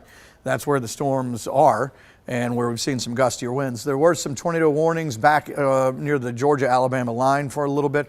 Most of that has been kind of changing over to severe thunderstorm warnings. And again, as I look with the velocity mode, this is where we try to pick out and see if we see anything sort of rotating out there or strong straight line winds. I don't really see anything at all with that, so no worries. I know we've been mentioning the possibility of a strong to severe storm and maybe a brief spin up or something like that, but we haven't been seeing that. So there is that big picture, and again, right where you want to be. Not every day you see this kind of thing where you have a little corridor of goodness right there. You have the frozen on the one extreme up here, severe weather toward the south, and then right in the middle is about as sweet a spot as you can find right there to be where you don't really have anything that's causing a problem. And that will still be the case as we go on through tonight. But then again, we get back into phase 3 of this whole thing, freezing tomorrow night, or tonight I should say, into tomorrow morning. Let me see if I can find the temperature. There we go. Let's do this one right here. All right, so this shows as we head on through tonight, because I'm sure the questions of, how does the third leg of this stool, how does this turn out as we go on through tonight? Because there's rain out there, and we're going to have water all over the roadways out there. So there's 10 o'clock tonight. Again, we've warmed things up a little bit, but also kind of keep in mind, this model thought we were going to be a lot warmer at this point. So we're not going to be in the 50s really as we get on into tonight, because we never even made it there in so many spots. So that's also something to consider as we head into tonight. The model, and we'll wait for a new one to come out, but the models are showing based on that we would have been in the 50s, 60s, and 70s today, and we haven't been seeing that. So maybe we do hit freezing earlier than 5, 6 in the morning. You see, if this model's right, 3 in the morning, we're still sitting around 38. Some of our northwestern counties are already at freezing. So you're going to get that farther toward the north and west. Tornado watch canceled. All right, tornado watch is canceled. So there's another thing that's gone off the list. As far as freezing first, again, you would be there in northwest Georgia where the colder air is coming on in. Again, if this model's right, then 5 o'clock in the morning, somewhere around there, make an area hitting the freezing zone. South and east, you will not yet. It's got to take some time for that cold air to get down. So let's say you're in Dublin, Eastman, you may get down to freezing for only an hour or so. So the freezing concern south and east is a lot less because that cold air is just not going to have time to get there before we get all the way through the overnight. So really the farther north and west we are, the longer you will be in freezing tonight. So we'll just take the Macon area. If the models are right, then we would hit that around 5 in the morning. But again, look at where the models have the situation starting now. They have Cordele. This is a model showing from earlier. What it thought we would be doing at 4:30 in the afternoon is that it'd be 70 in Cordele, 49 in Macon. Well, in truth, it is not nearly that warm. Here's a look at the actual numbers. It is 40 in Macon with 30s all over the place, and then only basically 60. So you're looking at a 10-degree difference in what the models thought we were going to be doing at this point. So if you translate that into tonight, it may not take that long to cool things down. Maybe it's not overnight into early morning. So in other words, the schools that have decided to, hey, let's just be safe and all that, and late starts for tomorrow, I think that's a good idea because we do know we're going to freezing. And unless somebody has a calculator that shows exactly how long you need to be freezing for it to be really bad on the roadways, I don't have that. I just know that we're going to be freezing for a handful of hours. It's just how many, that's the question. So as we head through the evening time tonight, I don't anticipate that these numbers are going to change a whole lot until we get later on in and the front really starts to come in and push in. But again, the farther north and west you are, you will hit those freezing numbers earlier than other spots. Again, the wind is still going to be a factor. Not just right now, it's coming in out of the south, but I wanted to show you, these are the current winds. As we head through, let's see if I can find that wind map. So many maps here. Where did I put that? Don't know if I can find it. I'm going to try to find it, but it does show that we stay gusty even as we go through tonight and into tomorrow. And actually the wind chill tomorrow may feel like somewhere in the freezing area all throughout the day tomorrow. I don't know what happened to that wind map, but yeah, look for like 20 plus mile per hour winds as we go through tonight. Right now they're all coming in out of the south, but they'll start coming in more out of the northwest as this front moves through. Let's see if this is, let's look at current winds again. Oh, here it is right here. Okay, we have so many things in our little show setup here because we've had, okay, for the whole county, Monroe County Schools. Monroe County on a remote learning for the whole day tomorrow. All right, so there's another one to add to the list. So if your kids go to school in Monroe County Schools, then that's no school tomorrow, but remote learning. Here is a look at the wind as we go through tonight. Notice it picking up, and this is when that cold air starts really plowing in here. As we get into 2, 3, 4 o'clock in the morning, seeing 25 mile per hour winds. And then through the day tomorrow, over 30 mile per hour winds. So a day that's already going to have us struggling to get to 40, maybe in the upper 30s in many spots. And then you put that wind in there and it'll feel like 20s to low 30s all day. So a great day to be outside. As we head into Tuesday, still a little bit of a breeze, and eventually that'll back off more as we go into the middle of the week. But this is what it does to the feels like numbers. Again, a feels like number is just that. It's what it feels like. It doesn't do anything to change the status of precip from frozen or liquid to frozen. So we could feel like anywhere mid to upper teens as we head into tomorrow morning. Tomorrow during the day, wow, that's nice right there. It could feel like upper 20s for our northern half as we go through the whole day tomorrow. And then if there's anything still hanging around, again, this is just a feels like number, but single digits as we go into Tuesday morning. The actual temperature will probably be somewhere in the mid-teens to upper teens Tuesday morning. So if there are still some wet areas out there as we head into tomorrow night into Tuesday morning, then that for sure will freeze. All right, this stuff's moving so fast. We'll go back in and do a check on the radar here.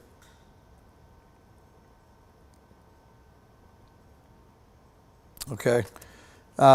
So that line, if you want to call it that, is moving at 45, 50 miles per hour. Once again, when I say it's going to be getting out of here, I don't mean fully getting out of here. It's just that leading edge right there, and it'll leave to the east. Then we'll be left with some more of this rain just continuing out there for a while. So again, that's another part of the equation. If the rain were to just shut off once this moves through at 5 in the afternoon and then the wind picked up, we might be able to dry a lot of the roads out there. Enough that it doesn't matter as much if it freezes in the morning. But this rain's going to keep going even as we get into the late night hours before it finally shuts off, and there's just not going to be a long enough window for things to dry. So let's take a look at Dublin. Looks like you have the leading edge coming in now. Oh man, I hope I didn't miss it. I was going to try to catch it as it was coming in on the skycam, see if we can find it. Probably did. But it does show the rain coming down. Again, there could be a little bit of a gust at times with that. It doesn't look to be quite what it was when it was coming through the Macon, Warner Robins, and Perry areas. I had a little bit of giddy up on some of the wind there. Let's zoom in down here and see. Yeah, I mean, you can see the colors kind of tell the story. Where you see the darker shaded areas here in the red, that's going to be obviously your heavier rain, and it shows you where that leading edge, and this is where you can pick out where the winds are stronger, where it has a little well-defined edge and kind of curves right there. So that's sort of bowing out would tell you where the wind's a little stronger. But once again, we have not had a warning all day, and we currently do not have any warnings. The severe weather picks up as you get into the Albany area, southwest Georgia. That's where they're seeing that. Again, a totally different environment down here where the temperatures are running well into the 70s down there. So, I mean, totally different than what we're seeing here. So they did have some tornado warnings down there earlier as this was coming out of Alabama, crossing over into Georgia. Now most of this is severe thunderstorm warning stuff with some gusty winds. And you can see that's the majority where the lightning is. Now, as far as our area is concerned, we do have some lightning as we get into Pulaski, Wilcox, parts of Dooley and Crisp. You can see some old lightning strikes there. But this is going to be probably the biggest strong stuff, if you want to call it. It's not severe, that we have is in Wilcox heading toward Telfair. But even that, again, is not severe. But you can kind of see how that has a little bow to it there, coming through Dexter and Cadwell. Eastman, you're already done. That has already come through. There's still going to be some rain as we go through the next probably few hours. I mean, this light stuff coming down as we go on into tonight. But as far as the potential for more thunderstorms, that's going to be over in a matter of minutes. Because you can see it is already plowing through Washington County. So really just the second half of Washington County, Johnson County, eastern part of Lawrence, Trutland, Wheeler, Telfair, and that's it. And again, with it moving at 45 to 50 miles per hour, it is going to get on through here in a hurry. So as we look at that, the big picture, let me get over to the big picture. It is remarkable. Again, when you look at the tale of two different weather events, totally two different, and three, again, we have the calm part. We have the part that you would want out of this whole thing. Frozen stuff up here causing a problem, power outages, can't drive on it, all that stuff, and then of course severe weather down here. So we got pretty lucky with all this, that we are in a zone that really is kind of worry-free. It's just rain coming through that's a little cold, and again, if you're going out tonight, if there are plans for tonight, I don't anticipate any problems tonight as far as on the roads as in tonight. Tomorrow morning would be a different story if things do set up long enough to freeze. But as far as any activities you have tonight, go with it. It's just going to be a cool rain out there, nothing we can't handle out there.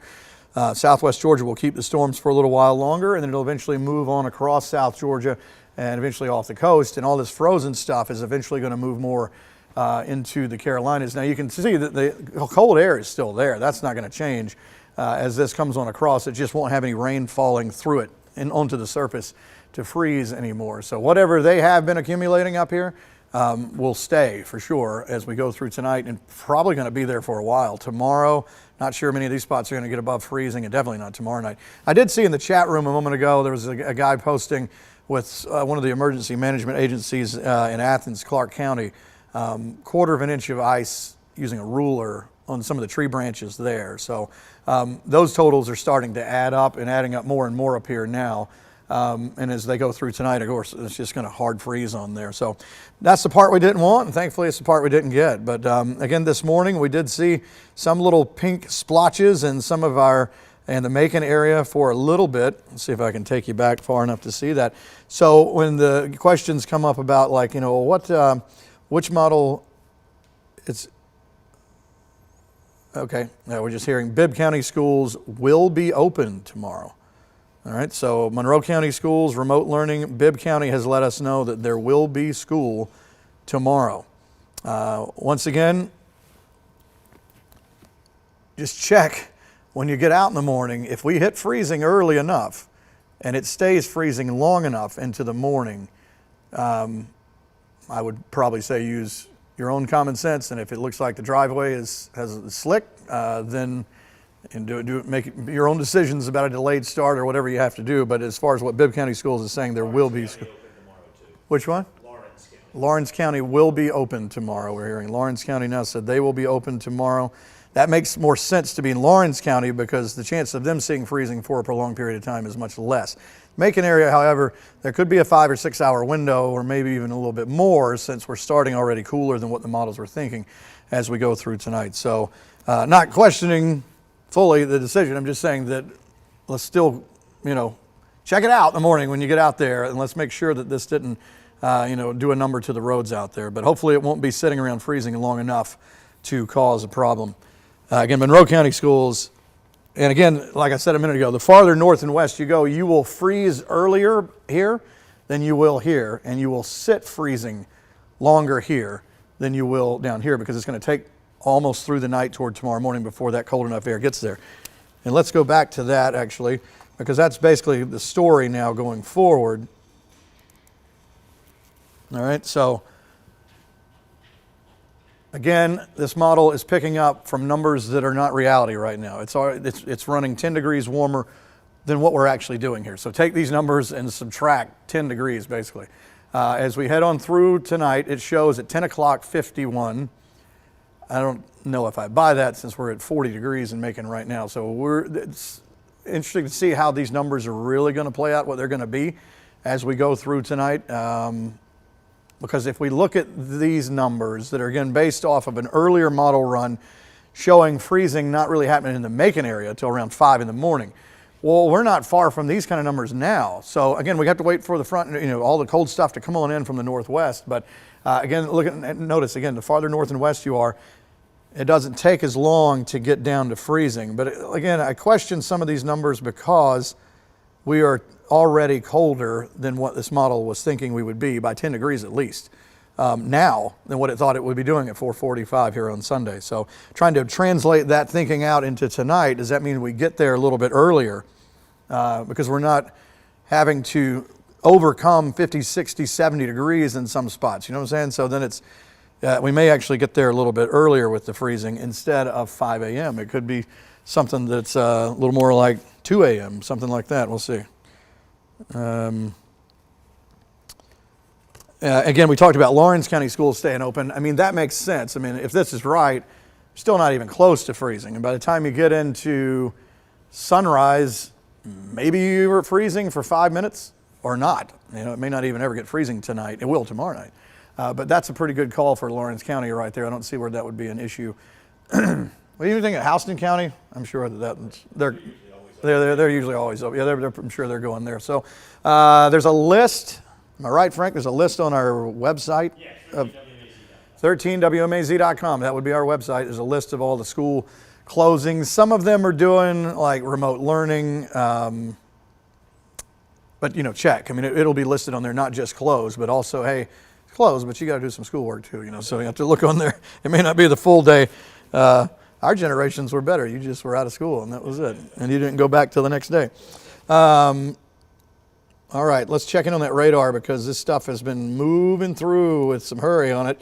The leading edge has been going from 45 to 50 miles per hour moving toward the east. So again, when I say leading edge, it's this right here. There's a new severe thunderstorm warning that is just out of reach for us again. So all this, I mean, you couldn't have squeezed us into a situation any better than this.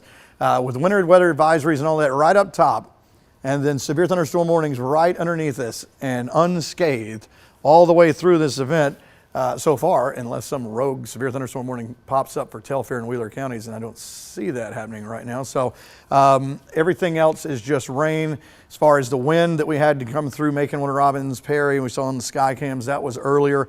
That was just with that leading edge, and that's already made its way to the east, and it will be clearing out Telfair, Wheeler, and Treutlen counties in a little bit. Johnson County, not as strong as far as the wind. Most of that is down here, leaving Dodge into Telfair and Wheeler and leaving Lawrence County. So again, the severe threat has been just, I mean, on the tip of our fingers here from our southern counties, and then the cold stuff on the other extreme, on the top of our northern counties there.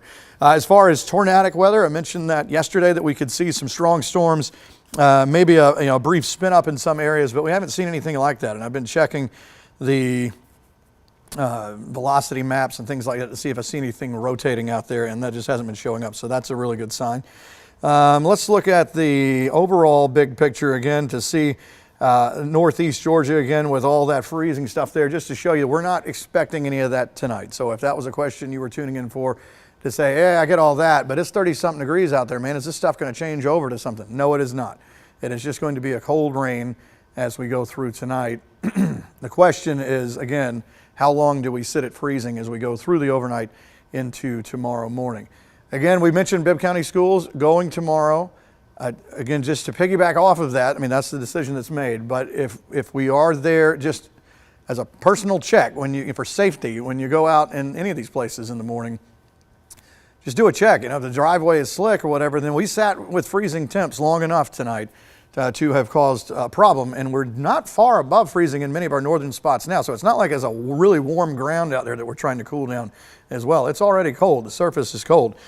So as we get through the overnight, again, we'll try to figure out those numbers. Matter of fact, David, when you get a chance over there, if we could find maybe the maybe if they have a kind of a newer updated temp forecast or something. The graph is just still old. It's running like 10 degrees warmer. So maybe we could find the high res model to get a better look at the numbers. I have it somewhere here in my show, but it's needle in a haystack, man. I would never find that. So what we have until then is just going off of the graph numbers here. I don't even know, do we have that? Like a herd temperature, I'll try. Yeah, well, yeah, if you can't, that's cool. But we'll see if we can find out. I know we do it with precip. I don't know if we have one made for temperature there, but anyway, until we get a new graph model, this is what we have. And again, this is becoming now the final phase of this situation. Would be freezing tonight, and the best we can tell with the information we have now is that Macon would hit freezing sometime around 4 or 5. The reason I keep saying Macon is using it as a reference point. If you are north and west, you hit freezing earlier and you stay freezing through a longer duration overnight. So more of a freezing possibility the farther north and west you go. South and east, not so much, because it will take time for that freezing air to get there, and we'll be into Monday morning by the time that happens. So that would not be a problem. But what kind of like Macon north and northwest, where that cold air is coming in from, that's where it's going to start first. And again, is it 3 a.m. for Thomaston and Forsyth? I don't know. I mean, the numbers are already in the 30s there. So again, this model is running 10 degrees warmer for where we are now. So maybe it'll correct itself on the next one when it comes out, once it realizes that, hey, they never got to 60-something, 70 degrees in many of these spots. Current numbers, again, when you look at where this model starts, 48 and Macon 64 Unadilla 63 Cordele. The actual retail price is 10 degrees down. So you're looking at 40 in Macon, 37 Gordon. So in other words, what I'm saying is it's not far from freezing now. So as we go on through tonight, I mean, yeah, there's still some warm air back even toward the west. A lot of this has to kind of balloon over and come over. So we'll see if, let me look at that part of the equation now. Hold on, let's see if maybe some of that swings in as we go through tonight.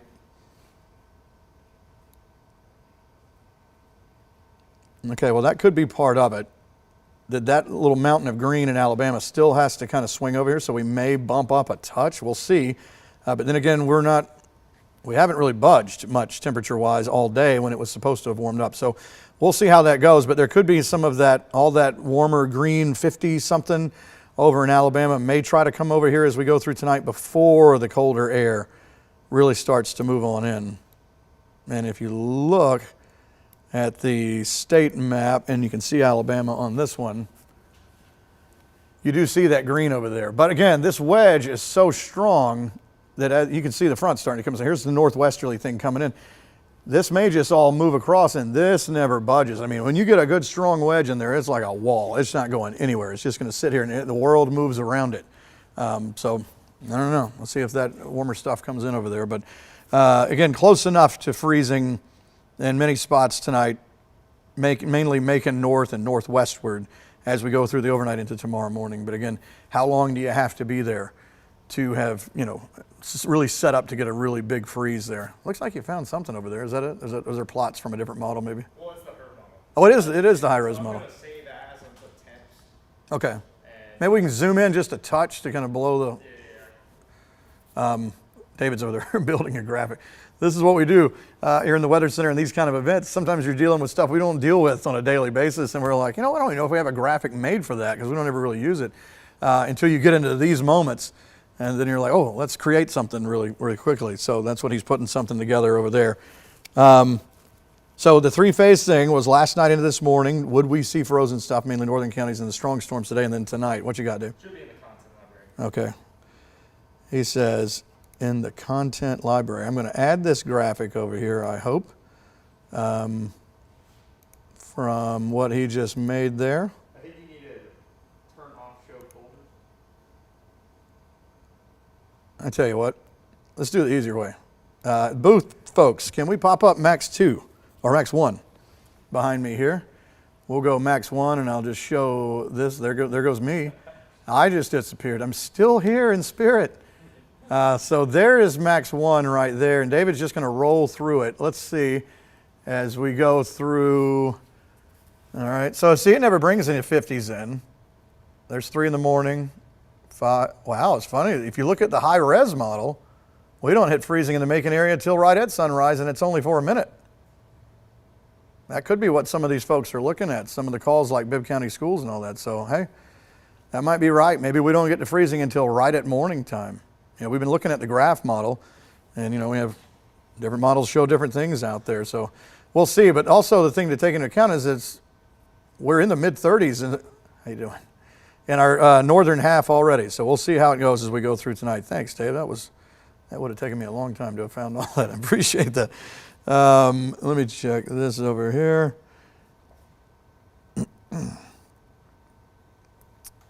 Okay. All right. Frank, are you over there? Ready for duty, sir. Yeah, I'm going to check on some things. I got some information coming in, but what's up? You do that. All right. Again, continuing to remind people as far as closings go, 13WMAZ.com. Some districts closed, some remote learning, some open tomorrow. Of course, as Ben said, we were kind of like in the perfect spot weather-wise. We had all that cold air above us. We had the storms below us. We were right in the middle, but we did have reporters out and about just in case anything happened across our area. Hunter King was in Milledgeville. All right, we're at the Milledgeville Walmart. I just want to give a check-in on kind of what it looks like in here. Not a lot of traffic.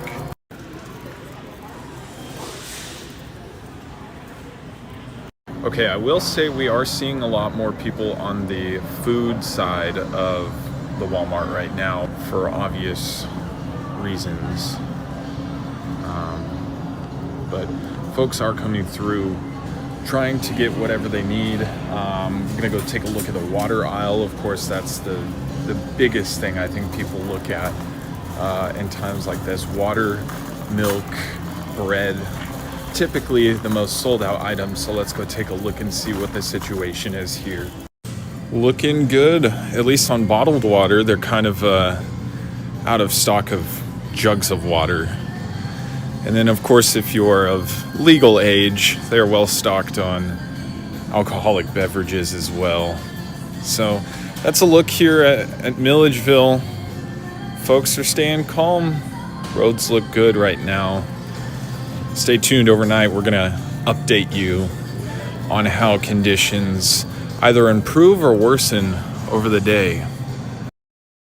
And actually, conditions actually turned out pretty good. All right, now, you've been hearing a lot, especially when we check in with the state people. They talk about brining roads, and then others will say, then we're going to salt the roads. All right, what is the difference? Well, let's check in with Megan Bragg.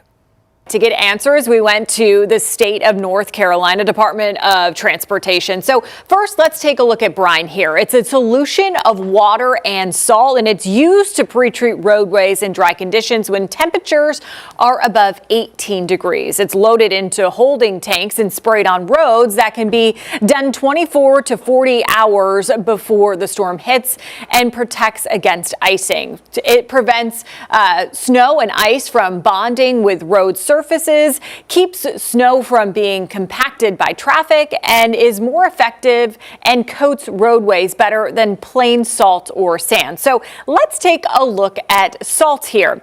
It's usually used after storms to help clear roads. Salt helps melt the remaining snow and ice. Crews usually use a mixture of salt and sand because sand helps break up the ice and adds extra traction for vehicles. With your Verify, I'm Megan Bragg. All right, interesting. Thank you, Megan. Now, if you do have to get out in the morning, you will notice signs on the roadways that say, we see them all the time, right? Bridges freeze before road. All right, there's a bridge right there. Now, why is that? The National Weather Service says there is no ground underneath the bridge, at least for several feet. And that means the entire structure can become surrounded by cold air. There you see the sign right there, bridge ices before road. Freezing isn't uniform on bridges. Areas that are shaded by trees, buildings, or parts of the bridge itself can be icy, while sunny parts are not. That's why it's always important to be a little more careful, especially if you know tomorrow morning you're going to be traveling over a bridge. You want to slow down before you get to that bridge, because once you get on there and you start to skid, you don't want to hit your brakes, because that can cause you to lose control. So again, if you're thinking ahead, if you have to be out tomorrow morning, you know you've got to go over a bridge, just remember now, that can be a little tricky, so you want to slow down. Of course, as I said just a few minutes ago, schools are continuing to monitor conditions right there. There are a lot of updates. This is a list we've been running for several days now. Jones County and Baldwin County, they canceled last Friday. Hancock County and Washington County went with asynchronous learning, which means you will be working at home. ACE, Academy for Classic Education, they're closed tomorrow. Twiggs Academy closed, as is Tatnall Square Academy. Stratford Academy, they want their students to work from home. ACE is the same way. I remember Laura Perkins, the headmaster, said they sent work home with their students. Oconee Technical College opening late at 1 p.m. Monroe County Schools, they are going with an asynchronous learning day. Bibb County Schools, Houston County Schools, Lawrence County Schools, all open tomorrow. So, and that list will continue to add to that as we get more coming in, and you can always go to 13wmaz.com. There you see it right there. It's always one of our more popular pages during this time of year, and you can check in to see where your school falls on the list. If your power goes out, there are places to go in Fort Valley. You can go to the Austin Theater. They are open right now, planning on staying open through tomorrow. Warner Robins, of course, the New Haven Hope House, that's on Green Street. They're planning on being open through Thursday because it's going to be a cold week.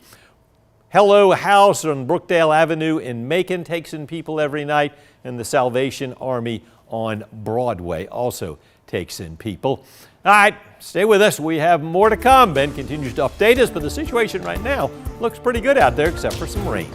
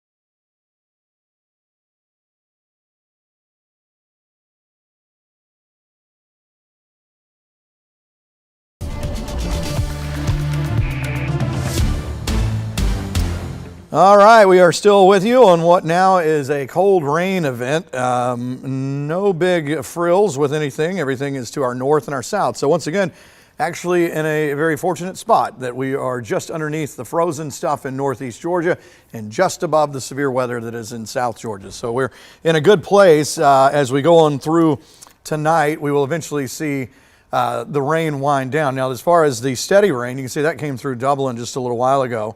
And it's almost out of our area, to be honest. I'm going to show you those numbers in just a second. First, I want to show you, or the map in just a second. First, I want to show you this. Look at the numbers out across. Now, this is considered a big warm-up today from what Kansas City and Wichita. They were sitting at like 0 and 2 yesterday, but still really cold stuff. And just again to go over how big of a system this has been. But we are going to get into the act. Once this clears tonight, all this cold air comes in, and then this purple shaded area will be all the way down into North Florida. But right now we're in kind of some twists and turns here, still trying to get this kind of warm sector that came up into South Georgia out, and then eventually to get that northwesterly breeze on the backside that will come across. You can see clearly where the wedge is. Again, very stout thing there. Once that wedge sets up, it's usually not going anywhere. It's just a deep, heavy, cold layer of air, and everything just kind of revolves around it. So we're seeing the warm air that normally on any other day would have come all the way up like this, but with the wedge in place, it's like, nope, you're not coming up. As we go into the central Georgia look, just to show you, a lot of 30s are on the board. Again, a lot of models had us at this point somewhere near 50 degrees in the Macon area, which is not the case, and 60 something to near 70 in spots in our southern counties. But it turns out that we have been kind of staying about 10 degrees underneath what the model guidance was saying out there. So we're kind of keeping 30s in for our northern half, and then 40s to some 50s south. And again, it's down here where it's been a little bit warmer. That's where we've been seeing some thunderstorms, and some of the gustiest wind has also been down there. Speaking of wind, that has been a story and will continue to be a story, and it's been changing directions, and we have one more shift in direction as we go through tonight, and then we will be settled into that northwesterly flow for the next day and a half or so. Right now, we have that southerly wind out ahead of this rain coming in at 15, 20 miles per hour. Then you have the rain coming through with its own wind, with some of this maybe 30, 40 miles per hour, but not severe. And then eventually later tonight, the northwesterly wind will kick in and then wipe all of this out, and it'll all be consistent looking. But just to show you, there is a wind chill out there. It's feeling like 20s to low 30s in many spots. Again, a mystery about Sandersville with all these numbers around it, that it somehow feels like 45. I think that might be a miscalculation there. But just to show you that, yeah, it does feel colder. Again, a wind chill is just that. It feels like numbers, what it feels like to you. It's not an actual number that changes anything from liquid to frozen. Okay, speaking of liquid to frozen, you can clearly see where that wedge is right here. So just think about it as that little triangle right there has freezing and below temperatures on the surface. What it's showing is this rain, if it weren't for that, you would just see green and yellow just going across, but it's showing you it's falling onto that ground and freezing once it hits these trees and limbs and power lines and surface and all that stuff. Eventually, as the rain comes across, temperature stays the same. It's still freezing there, but they're not adding any more to the diameter of these tree limbs and all that, which last I checked was some. I did hear in Athens area about 1/4 of an inch already forming. I say already because it's been trying to kind of accumulate since last night on some tree branches there, which again, the more and more they get on that as we go through the next few hours, couple hours, obviously that's adding to the diameter on power lines and trees and all that stuff. And of course the wind is going to be a problem. So, if there's something already heavy out there and then it's swaying back and forth. But again, that's not what we're seeing here, and we're not seeing the severe weather. These severe thunderstorm warnings have been just underneath Crisp County. Now Wilcox, Telfair, and Wheeler, it's just underneath, out of reach. So we just kind of snuck into this situation here in between frozen to the north and severe to the south. We found a nice little place to hang out here. The leading edge, if you want to call it that, has made it out of our area now for Washington, Johnson County. It is clear of Lawrence County, almost clear of Trutland County.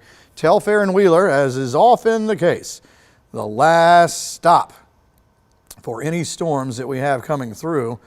And sometimes with these systems, when we're like, actually we've been going for a really long time with this, and it seems like it takes forever to get through Telfair and Wheeler. That is not so much the case today. It really does have some speed on it, so that is getting on through there. There's a little bit of a punch of wind, I do think, south of McRae here in Telfair. You can see that kind of curving out, and then a little bit here in Wheeler. What we can do with that is just, whenever we're in a situation like this, we check velocity mode and stuff to see if we see anything that looks like it's rotating in these areas, because there has been the risk of maybe a brief spin up in some of this. I don't see a spin up, but I do see the winds, obviously south of there with the severe thunderstorm warning. Let's see, whoop. That one's until 5:45. So notice as we go forward, it kind of stays. It does kind of graze the southern part of Telfair County right there, but it's not as bright as color as what we saw earlier. So still not severe thunderstorm warning criteria. We haven't had any warnings today. If we were going to see one, it'd have to be in the next 5 or 10 minutes in Telfair and Wheeler, and then it's going to be out of our area. Again, because it's moving so fast. The whole line's moving at about 45 to 50. So you can see a little bit of a punch of wind right there in extreme southern Telfair County. heading toward Hazelhurst and Jeff Davis County in a little bit, underneath Lumber City probably. Everything else, just a cold rain out there. And again, with the big picture, just threading the needle in between, frozen here, severe weather here, and we're just in a really neat spot right there to be able to kind of witness all that on the same map. It's not every day you see this and this on the same map. And the fact that we were able to just kind of, speaking of wedge, we were able to wedge ourselves in between those kind of things is something to kind of remember there. To have escaped, you know, worst case scenario of all those. Okay, so let's get into the situation for later tonight, because we do know that the rain is leaving. There was a three-phase system with all this. It was last night into this morning. Are we going to see any frozen stuff, you know, especially in our northern counties? Phase 2, that line of storms that's been coming through today, that's almost gone, so that's over. And then phase 3, when do we see freezing tonight, and for how long will it be there? And again, depending on which model you see some different numbers. The graph model, again, these numbers, I'm not so sure that's the case. Again, this model, when it originally came out, thought that we would be warmer right now than we are. So it's painting us in the 50s at 10 o'clock tonight. We're in the 30s in our northern half. So I don't know if that's true. But as we get into tonight, is it 5 a.m. when we get there? The graph says yes, that it would be somewhere around 5 before we hit freezing in the Macon area, a little bit earlier. Again, the farther north and west you are, the cold air gets to you first, coming in behind the front. And farther south and east, not as big of a problem. It's going to take all night for this cold air to really get down there to try to set up freezing. And it would be tomorrow morning at sunrise, if you even got to freezing, it would be at that point, and only for a few minutes, and then we would start to warm back up. Now, tomorrow night's a different story. It will be a hard freeze tomorrow night, big time. But again, this is the graph model, and I'm going to show you the high-res model in a minute. This one shows then that we would sit there 6, 7, 8, 9 in the morning until about 10 o'clock for the Macon area. Shows Thomaston and Forsyth till 11 o'clock, almost noon, before that starts to get above freezing. And then we may make it into the upper 30s tomorrow, and then tomorrow night, the graph puts us at 19, I can't remember what we put, something like 16, 17 for Tuesday morning. Okay, so that's obviously the million-dollar question, is what to do about work and school and all that in the morning. Well, if you look at that model, it does show that we actually do see freezing for a stretch of hours in the morning. If you look at the high-res model, and this one comes out more often, it shows Thomaston, Forsyth getting there earlier, but at almost sunrise in the morning.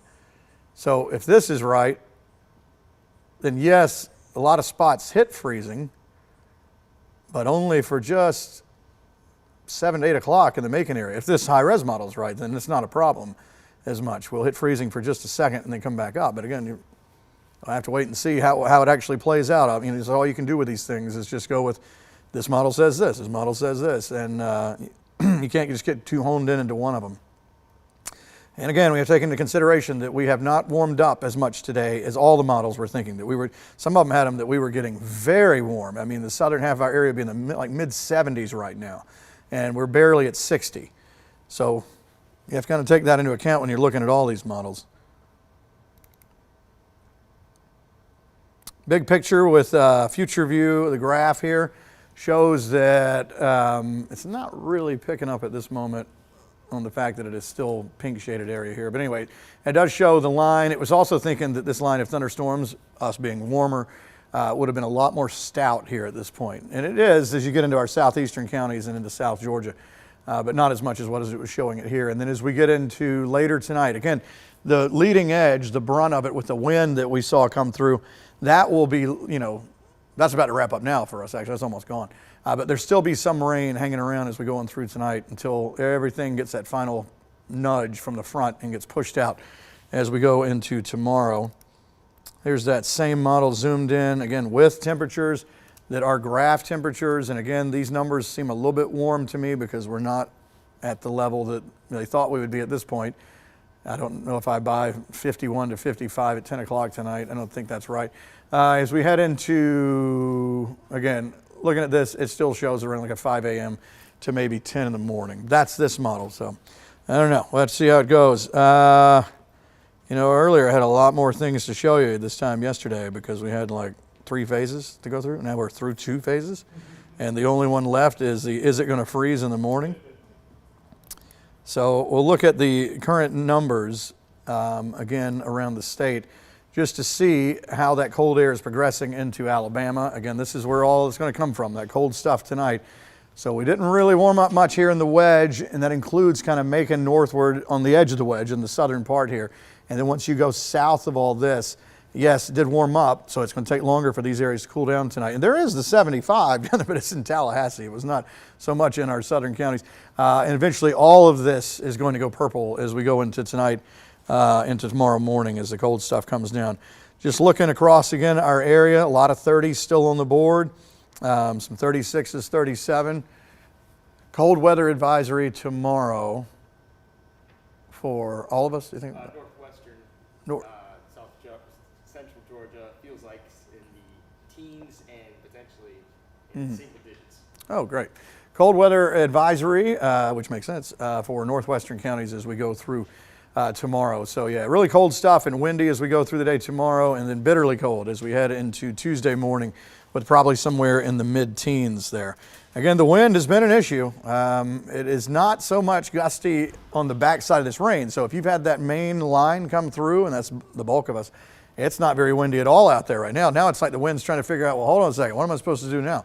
It was a northwesterly wind setting up the wedge yesterday, then the wind coming up from the south, setting the stage for thunderstorms today. Now the storms have made it through, and we're waiting on the main front. So right now, it's not that breezy. It's just sort of kind of a holding pattern, waiting for the wind to pick up later. So the wind chill numbers are not as impressive as what we saw earlier. Still looking at 20-something to maybe some 30s there, near freezing. But once that starts to pick up as we get into later tonight, those numbers will kind of stand out a little bit more. Again, northeast Georgia, where the wedge is where you continue to see the pink shaded area. Again, rain falling in these same spots over and over and freezing on contact. And some of these places reporting that they are starting to kind of pile up some ice diameter on some tree branches there. And of course, if it's doing it on the tree branches, it's doing it on the power lines. I saw some stat a little while ago. It's probably changed since then, from one way to the other, like over 1 million Americans with power out just from this system. Not just in northeast Georgia, that would be a stark number there, but I think it's across the country from the whole system. Zooming into our area, again, without the ice layer on there to kind of see what's frozen here. You can see the main line is now almost through Wheeler and almost through Telfair, but let's come down here because if, again, we were going to see gusty winds, it would be in this area. Going through Mount Vernon now, and then what is heading toward Lumber City and Hazelhurst here. So where it kind of bows out in these sections here, that's where the wind's a little bit greater. This is almost totally gone from our viewing area here. This will be in the next 10 minutes. And then that will officially mark the end of this whole system as far as adding into a problem. I'm talking about with something frozen or something severe. We will no longer be adding anything other than just waiting for temperatures to drop later on tonight. The whole event, other than some rain still hanging around, will be over as we go through the next 15, 20 minutes or something to get this on out of here. Again, as we go south, you can see severe thunderstorm warnings again underneath this, and that is in that level 2 in southwest Georgia where the National Weather Service thought the bigger severe threat would be, and that is in fact where it is. So good news. We're going to take a break, and then we're going to come back. Stay with us.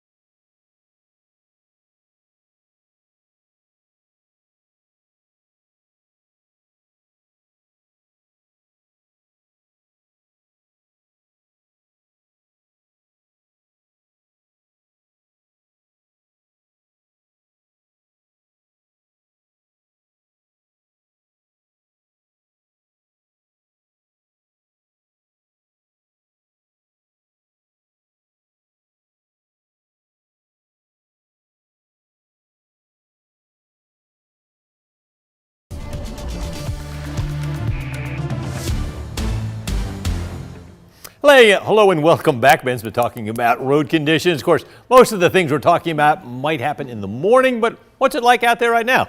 Jasmine Lee is out there. Let's check in with her for an update. Yeah, Frank, I'm here on I-475 North at the rest stop here in West Macon. Now, this is the main highway that folks use to get to Atlanta. At this time, you can see we're feeling rain, very cold rain. You can even see my breath right here. I'm from New Jersey, so rain cold is very different from snow cold, so I'm not very used to this. At this time, you know, we did also speak to some travelers here. It's not very busy yet, but the people that I did speak to today, they told me that they were coming back from Florida, actually hoping that the storm was kind of passing by Atlanta, but now that they're heading back home, you know, they're still preparing for those icy roads that they may see tomorrow. Now, I want to take you this way a little bit so that you can see the highway. Nothing is affecting the road conditions just yet, but people are driving steady. Again, the rain is very cold, so if you're out there at home, it's best to stay inside. Look at me, my hands, I could literally feel them. We're gonna toss it back to you, Frank, live in Macon. Jasmine Lee, 13 WMAZ News. Very much, Jasmine. Temperatures outside. Well, meteorologist David Guerrero has been busy checking in on those. No, we're going to go to Ben instead. All right, David's working on that. Ben, what you got? Hey, we're going to go to David in a minute, I think. We're piecing things together. Yeah, we're in kind of a holding pattern now because we've gone through the is it going to freeze phase, and then the hey, there could be some strong storms phase is over. For us, everything is underneath us or leaving Telfair and Wheeler, I should say, the next few minutes, so it's pretty much over. Everybody else just seeing rain. The stronger stuff is in South Georgia. So what you see is what you get as we go on through the coming hours of just more cold rain continuing to fall. It's not frozen, it's not severe. It's just regular old January rain out there.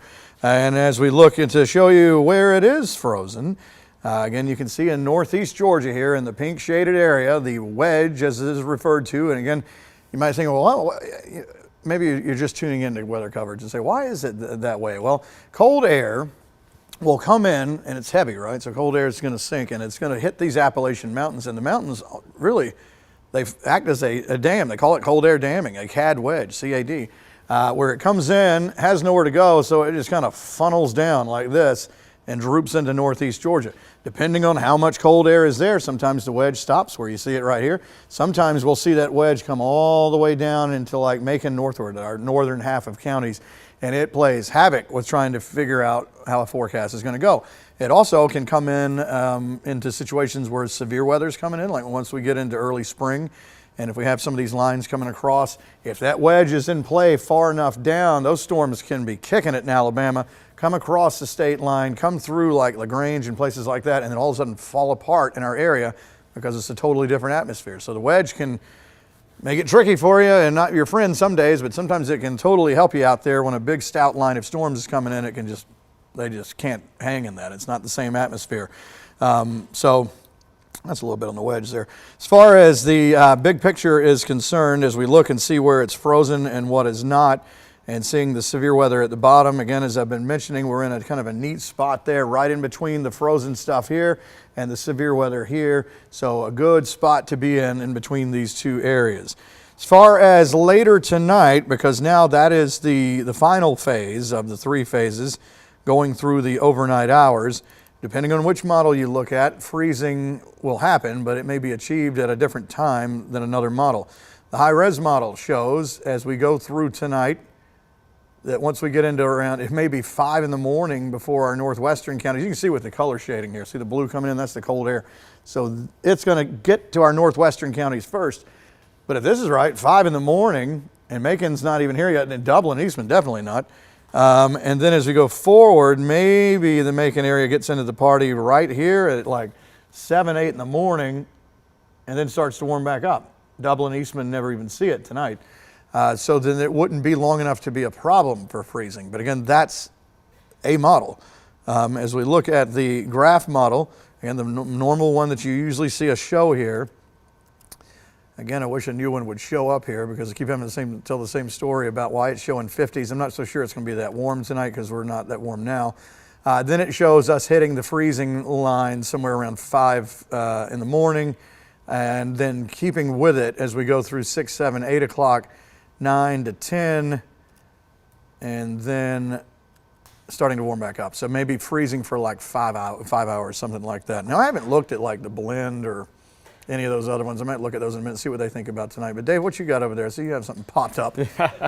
Well, yeah, of course, we're talking about the potential for freezing occurring once again in the morning once temperatures are going below freezing. But we also have another thing to be aware of for next morning, and that's the feels like temperatures, because we know the winds are going to be a little breezy throughout the morning. So feels like temperatures, the wind chills, are expected to be into the mid-teens and even as low as 0 degrees up towards the northwest. So looking at the current cold weather advisories, we're under a cold weather advisory for the northwestern half of central Georgia, specifically Macon, Taylor, Crawford, Peach, Bibb, Jones, Hancock, Putnam, and Monroe County and Upson County are within that cold weather advisory until 4 to 8 o'clock Monday, where we're expecting the coldest temperatures throughout tomorrow morning. So looking at the model run's take on how cold it's going to be in terms of the feels like temperatures, we're talking at around sunrise, feels like temperatures could be into the upper teens, especially for Macon, but you'll start to see a shade of pink and purple towards the northwest. Those are the areas where temperatures, feels like temperatures could be even lower, especially places such as Monroe, Jasper, Jones, and even Putnam County. But in my opinion, I think we will see another cold weather advisory for Tuesday morning, because this model shows that we'll be even colder throughout that time. Notice it's showing single-digit feels like temperatures for Macon and even lower than that up towards the north. If we look at Atlanta, it's forecasting 2 degrees wind chill value. So it's going to be quite cold for the start of the work week in general. And then as we get towards places south of I-16, still expected to be into the mid to upper teens. So no matter what, even with this freezing threat for anything that fell today, potentially refreezing, causing slick roads, it's still going to be feeling mighty uncomfortable outside. So it's going to be best to wear a coat or just bundle up, because it will feel very cold, especially towards your skin. So here are the weather takeaways. Once again, we had a storm risk earlier this afternoon. Thankfully, that leading edge has now moved through our area, so the severe weather threat is now over for central Georgia. We had some minor ice for our most northern counties, but we do have the potential for refreezing tomorrow morning, and also we have the potential for very, very cold wind chill values throughout tomorrow morning. But in my opinion, I think Tuesday morning will be the coldest out of the two. All right, David, appreciate it. You know, one of the biggest takeaways I saw of that map with the wind chill, Brunswick, St. Simons, what it feels like 15 degrees. That's amazing, just to show how cold that's going to be as we get in. That was like Tuesday morning. Yeah, when we had the single digits here. That's going to be some cold stuff, folks. So yeah, if you had the rain coming through with that, it would be not rain. It would definitely be snow. At least at the surface, maybe freezing rain, but we don't have to worry about that. We don't have those things lining up. It's just going to be clear and cold. So the last little bit of stormage going on in our southeastern counties, Telfair and Wheeler, always the last stop on the train. You can see it coming across here. Not severe, but could be a little bit windy there in southern Wheeler County. Okay, some questions here. No, that is a good question. I've had some folks asking, in particular on Sunday nights with youth programs, was what I'm hearing about, with kids getting out and about and going, still things going on. Life continues on a Sunday night. Can we get on the road? Yes, you can. It is just a cold rain. That is all this is. We're not anticipating any problems tonight as far as getting around, other than just if you don't like driving in the rain. It's a little bit on the cool side, but none of this is going to be freezing in the evening hours of tonight. The rain will eventually end later tonight, and then we will have a freeze momentarily tomorrow morning. But at that point, the rain is over, and obviously folks aren't still going out and hanging out, I don't think, at 5 o'clock in the morning. But tonight is going to be fine, so don't sweat any of that. I know it's cold feeling out there and it's raining, and you think, oh man, is this stuff about to slick over? Not the case. So thunderstorms in our southeastern counties, the last couple here leaving. Probably heard some rumbles of thunder in parts of Lawrence County. You can see some old lightning strikes there. Telfair and Wheeler, the same thing. And as far as, again, severe thunderstorm warnings, they've been out there, but they've been to our south, so just underneath us here. as you can see them in places like Hazelhurst and all that, making its way toward the east. So as far as later tonight, the timing of any freezing, once again, it's going to depend on which model you're looking at. We could get down to freezing at 5 in the morning, 4 or 5 in the morning, and sit there till like 10 in the morning. So then we have like a 4 or 5 hour window of freezing. Or another model take we showed you a moment ago that it really doesn't get to freezing until right at sunrise, and it's only for like an hour, and then all of a sudden we start to warm back up. So don't know which one's going to be right on that. And I do know that when you take all of these models into account, you take them at where they thought we would be at 5:30, they have had us much warmer than we already are. So in other words, we're already much colder than what the original model data was saying for this time of day. So we'll see how that translates into later on tonight. As far as the numbers are concerned, it's been a stark contrast from cold to warm in our, from northern half to southern half because of that warm air that's been surging up today. Look at Jacksonville, Florida. Can we all just get in a van and head down there? 81. My goodness. Probably swatting gnats down there and everything. And here we are in a totally different world here in North Dakota. So anyway, we have 30s to 40, and then it changes over as you go toward the south here. As we zoom in, you're seeing the 30s on the board. 36, one of the lower numbers, 34 Wrightsville. So again, numbers are already down a pretty good bit. And you can see the warmer stuff off in Alabama here. So what it is, and this really, let me back that up because that actually tells the story of the wedge here. Notice how this warm air has been surging up from the Gulf all day today. Were it not for this wedge, this green and yellow would be all the way up, just like this. But because the wedge is here, you can see that Alabama doesn't have a wedge, so it just flies all the way up. Warmer stuff, 50s here. It just can't do it. It's a phenomenon. It's really fascinating to see how a wedge works. It makes for a really crazy looking map out there.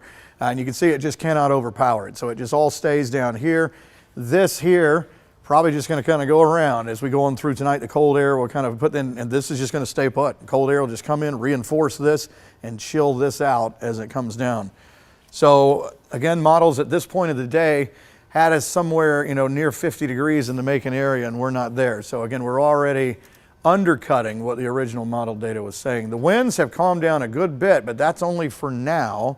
Later tonight, they will pick back up, and that will be the northwesterly cold stuff starting to come in. Now, I know you're saying it's cold. It's been cold. Yesterday was out of the northeast, setting the wedge up. That was the cold air hitting the mountains and then coming down, and that was where we had 20, 25 mile per hour wind gusts. Today, we've had the winds out of the south. You can see that this front, well, not the front, but the line of showers and thunderstorms has already come this far. So the southerly flow is out ahead of this. It's not behind it. So that's been the big feature for wind today. Now it's just sort of lazily sitting around going, what do we do now? But once the front comes in tonight from the northwest and really clears all this out, then the wind will be howling in, coming in out of the northwest. And it's just going to be bringing in colder and colder stuff. The wind chill is a factor out there. I've seen these numbers kind of go up a little bit because we're not seeing as much wind. I mean, it's still cold out there, but the wind is not the factor as much as it was, at least for now. But again, as David talked about, the wind chill is going to be a big factor as we head into tomorrow morning, and definitely tomorrow night into Tuesday morning. So Athens area, as I mentioned, one of those spots that I saw them report earlier, about 1/4 of an inch of ice forming on some tree limbs there. But by and large, this is going right to what the models were showing, that it would mainly be in this area.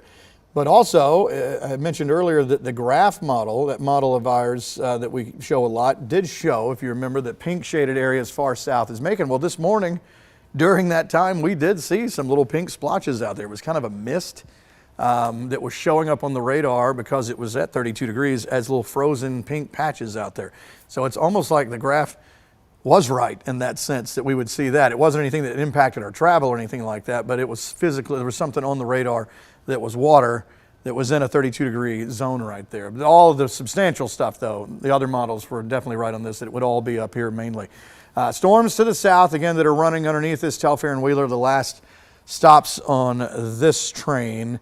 And you can see those few remaining severe thunderstorm warnings down there.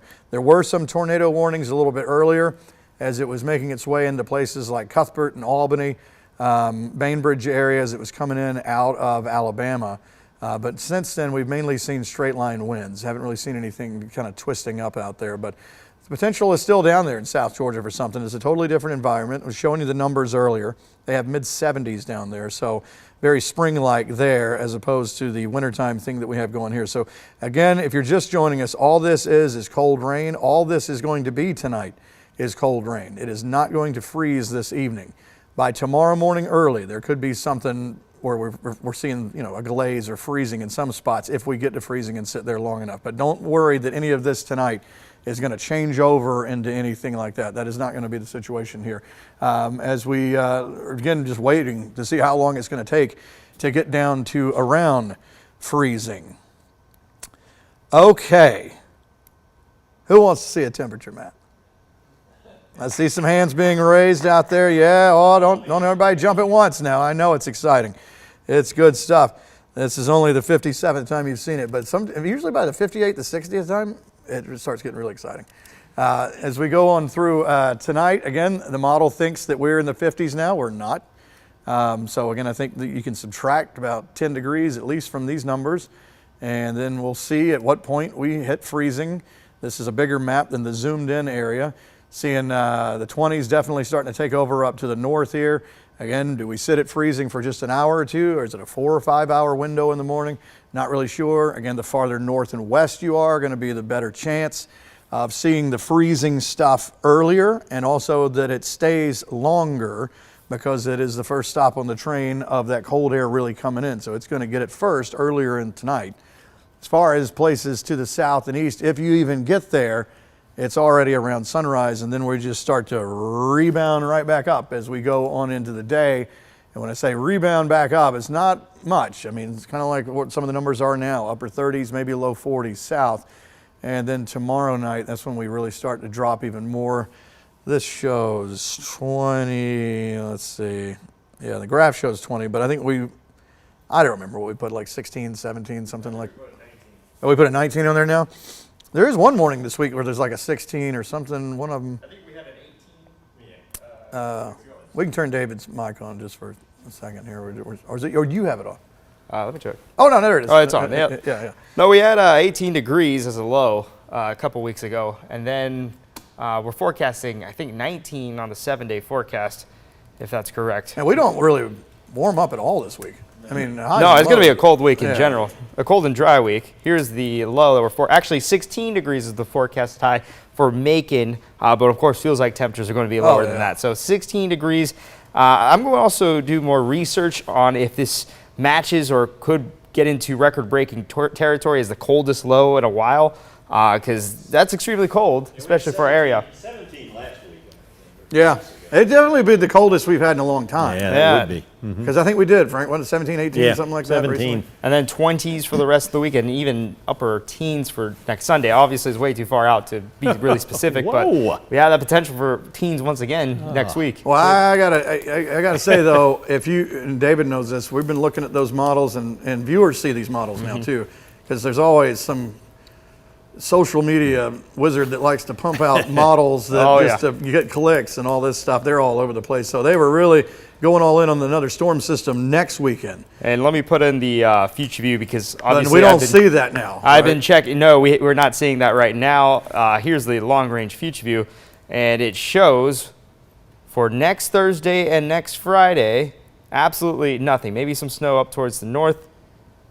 I mean, it was showing it earlier. And then next Saturday, a little bit of a flare-up maybe for South Georgia right there. But yeah, I mean, it looks a lot better than it did. I think it was the GFS earlier that was showing like it the showed whole situation again. Snow, it showed a major snowstorm for Georgia once again. It showed around 20 inches of snow for North that's Georgia. right. At one point, it was showing like 25, 30 inches of snow for Georgia. It was crazy. But that's not there, folks. So listen to that part of what we're saying. That is. CBS just ran a commercial for the Masters. Oh, CBS just ran a commercial for the Masters. So spring is coming. Spring is coming. Let's not jinx the Masters, Frank. I have a checkered past with that organization right there. So speaking of that, we're going to take a break, and then we're going to come back.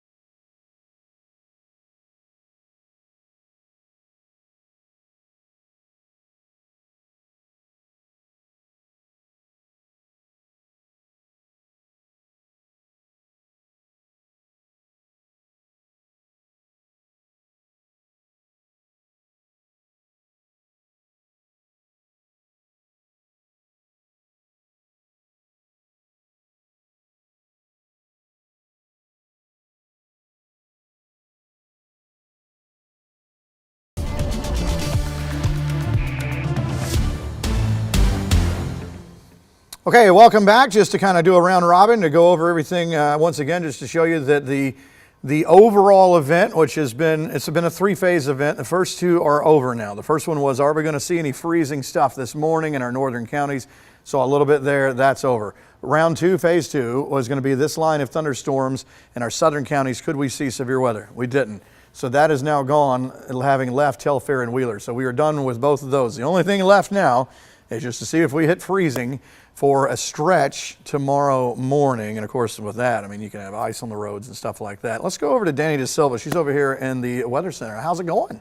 It's going good. I mean, we continue to see this line continue with some cold rain, and as we go into tomorrow, we're gonna see some icy surfaces in the morning. So that icy surface can have the potential to refreeze. So as you wake up tomorrow morning, temperatures on the surface will be at or below 32 degrees, which can cause some concerns for icy roads and some black ice. And that black ice is really just a thin, transparent layer that can form on top of roads and sidewalks and bridges. And as you're driving tomorrow, if you see any of this, it can be thin and hard to spot since it is pretty thin, but especially as you're driving over bridges, if you cross any bridges tomorrow, you'll see the yellow sign before you cross, and that usually says bridges ice before roads. So because unlike normal roads, bridges don't have the ground to help insulate them and keep them warm. And as that cold air flows above and below the bridge, it can cause some heat loss. So as you approach the bridge, it'll be more slick as you drive across it. And if you do begin to skid, it's best not to slam on your brakes and ease off the accelerator and steer into the direction that you want the car to go. And don't forget to leave some extra space between you and the car in front of you in case this does happen. But the good news is by the time we reach afternoon, temperatures will warm up and any lingering icy spots will then melt. But if you do plan to go to work in the morning and take the kids to school, just be cautious of any slick surfaces as you walk and drive on the roads.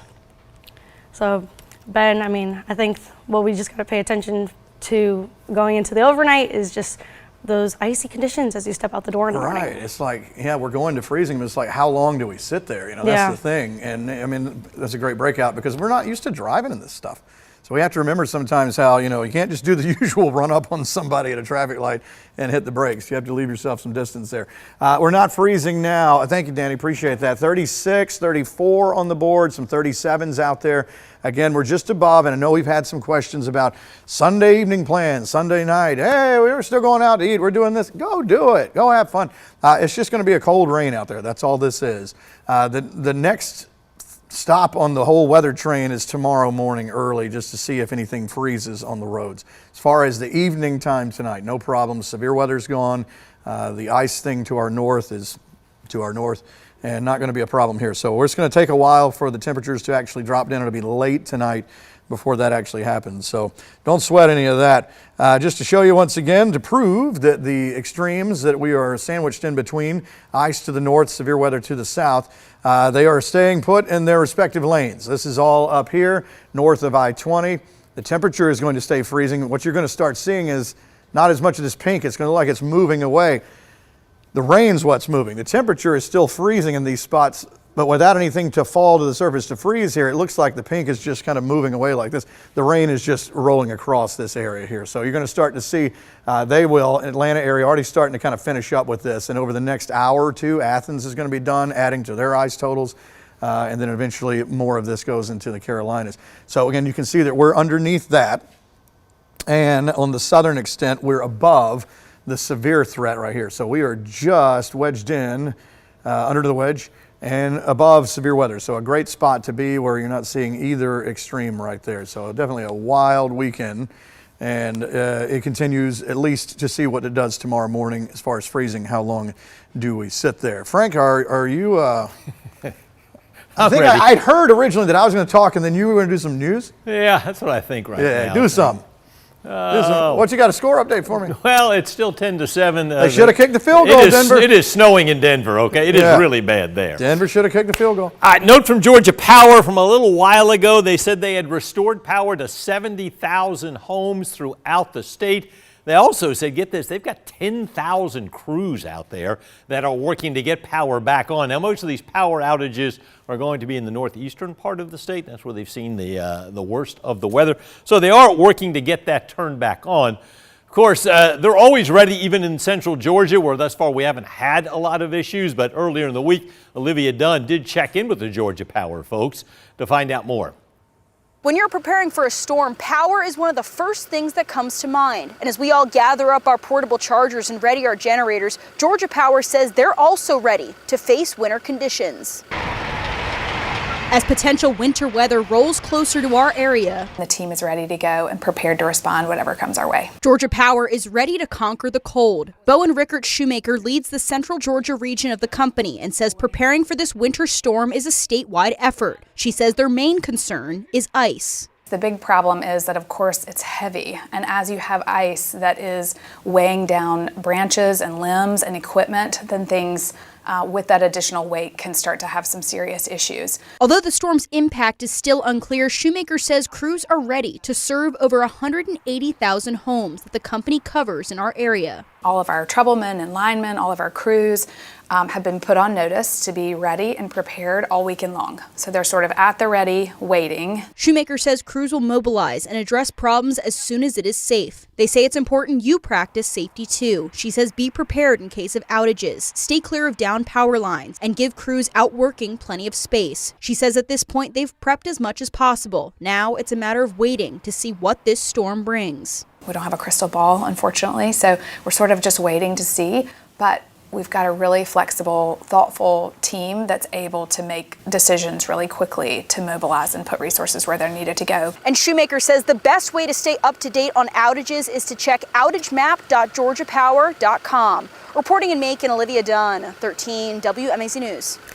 Hey, you can still check those hour outage maps too. If you have any issues, Georgia Power, a number you can call is 888-660-5890. Of course, also, it's going to be a cold week, all right? So your pipes are definitely going to get tested. Madison Ricks checked in earlier with the folks at Ricky Heath Plumbing to find out how to protect those pipes before they burst. Yeah, we see a lot in the winter, yeah. Dan Valadez says their phones ring a lot more this time of year. That's when you see a lot of pipes breaking, a lot of leaks, because the pipes will can extract or contract because of the different hot and cold. Valadez has worked in plumbing for 5 years, and though he doesn't fix pipes in your home, he knows how to protect them. Georgia homes aren't made for prolonged freezes, so it's really important that people do know how to protect their home. One of the big things I'm always going to suggest first is knowing where your main water shutoff valve is. And with an ice storm headed this way, there's one thing in your home at risk: your pipes. So as pipes freeze, they'll crack, and if they crack, you're going to have a continuous water flow that can flood your home and cause thousands of dollars in damage to the home. There are several ways you can get ahead in protecting your homes when ice storms like this are about to hit, and that starts with protecting your pipes. Now, when you have pipes like this, or really any pipes for that matter, plumbers recommend that you have a small stream of water like this or somewhat smaller running so you can help protect your pipes. Now, having water like this streaming helps prevent them from bursting or freezing. And Valadez has even more tips to help you prepare. Making sure that all the visible pipes that you can see throughout the home, attic, garage, are well insulated to protect them, to keep them from freezing. Another step he says can help is opening cabinet doors so warm air can reach your pipes. He also says don't ignore leaks. Reporting in Macon, Madison Ricks, 13 WMAZ News. I am a big fan of opening the cabinets up. All right, again, no flames or torches on the pipes. Keep checking. You don't want to turn your faucets all the way on. Watch for leaks. Also, if you hear a noise or something like that could indicate a leak, you need to pay attention to that. Small leaks shouldn't be ignored. And obviously, if a pipe does burst, you need to know where your main water valve is, because if a pipe does burst, you need to go shut the water off and then call a plumber. So that's one thing. Definitely know where your main shutoff valve is and have a way to close it or shut that water off. Cold temperatures can also prove very, very tricky for pets. So don't neglect them. Bernard Hodges says cats and dogs have a high body temperature, so if it's really cold, then they have trouble. And also don't forget, even if you're just going to take your pup out for a short walk, well, be careful because frostbite is something that could happen. We really worry about paws and hypothermia, no different than our fingers when they get cold. To protect against the irritants, you can put a little bit of pet balm or either petroleum jelly in between the paws, and that helps protect them. Booties work well as well. All right, Dr. Hodges says if you do, like maybe have a stray animal that likes to wander over to your house, put out extra food because they'll burn more calories in cold weather. And also, if you're going to put something out for them to sleep in, Dr. Hodges recommends straw instead of a blanket because he says straw will not hold moisture like a blanket would. 13WMAZ.com, of course, the place to continue to watch school closings. Jones County, obviously, and Baldwin County, they closed last week. Hancock County and Washington County, asynchronous learning. We continue to update this list. Academy for Classical Education, remote learning tomorrow. Twiggs Academy closed. Tatnall Square Academy closed. Asynchronous learning for Stratford. FPD is also closed. Monroe County Schools, asynchronous learning. Bibb, Houston, and Lawrence County Schools are all open as of now for tomorrow. And again, that list is constantly updated on 13WMAZ.com. And there you can find it. It's easy to find on the webpage, and that lets you know what your school situation is for tomorrow. We're back.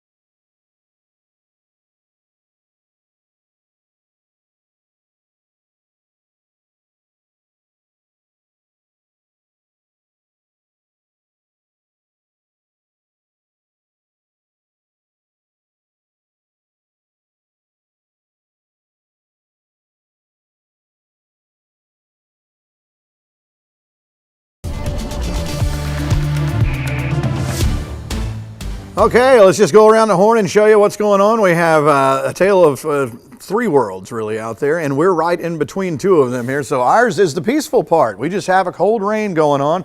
Frozen stuff north of I-20, severe weather just underneath us here. So we actually kind of parked ourselves in a great spot here. As we go through this evening, it is just that, cold rain. It is not going to change over into anything else. So if you had plans to go out tonight, just think of it as a January night that it's raining. As we head into tomorrow morning, however, depending on when we see the freezing numbers come in and how long we sit there, we could have some frozen spots in the morning. A little iffy on that. We're going to take a break and come back and do a 6 o'clock newscast. We'll see you then.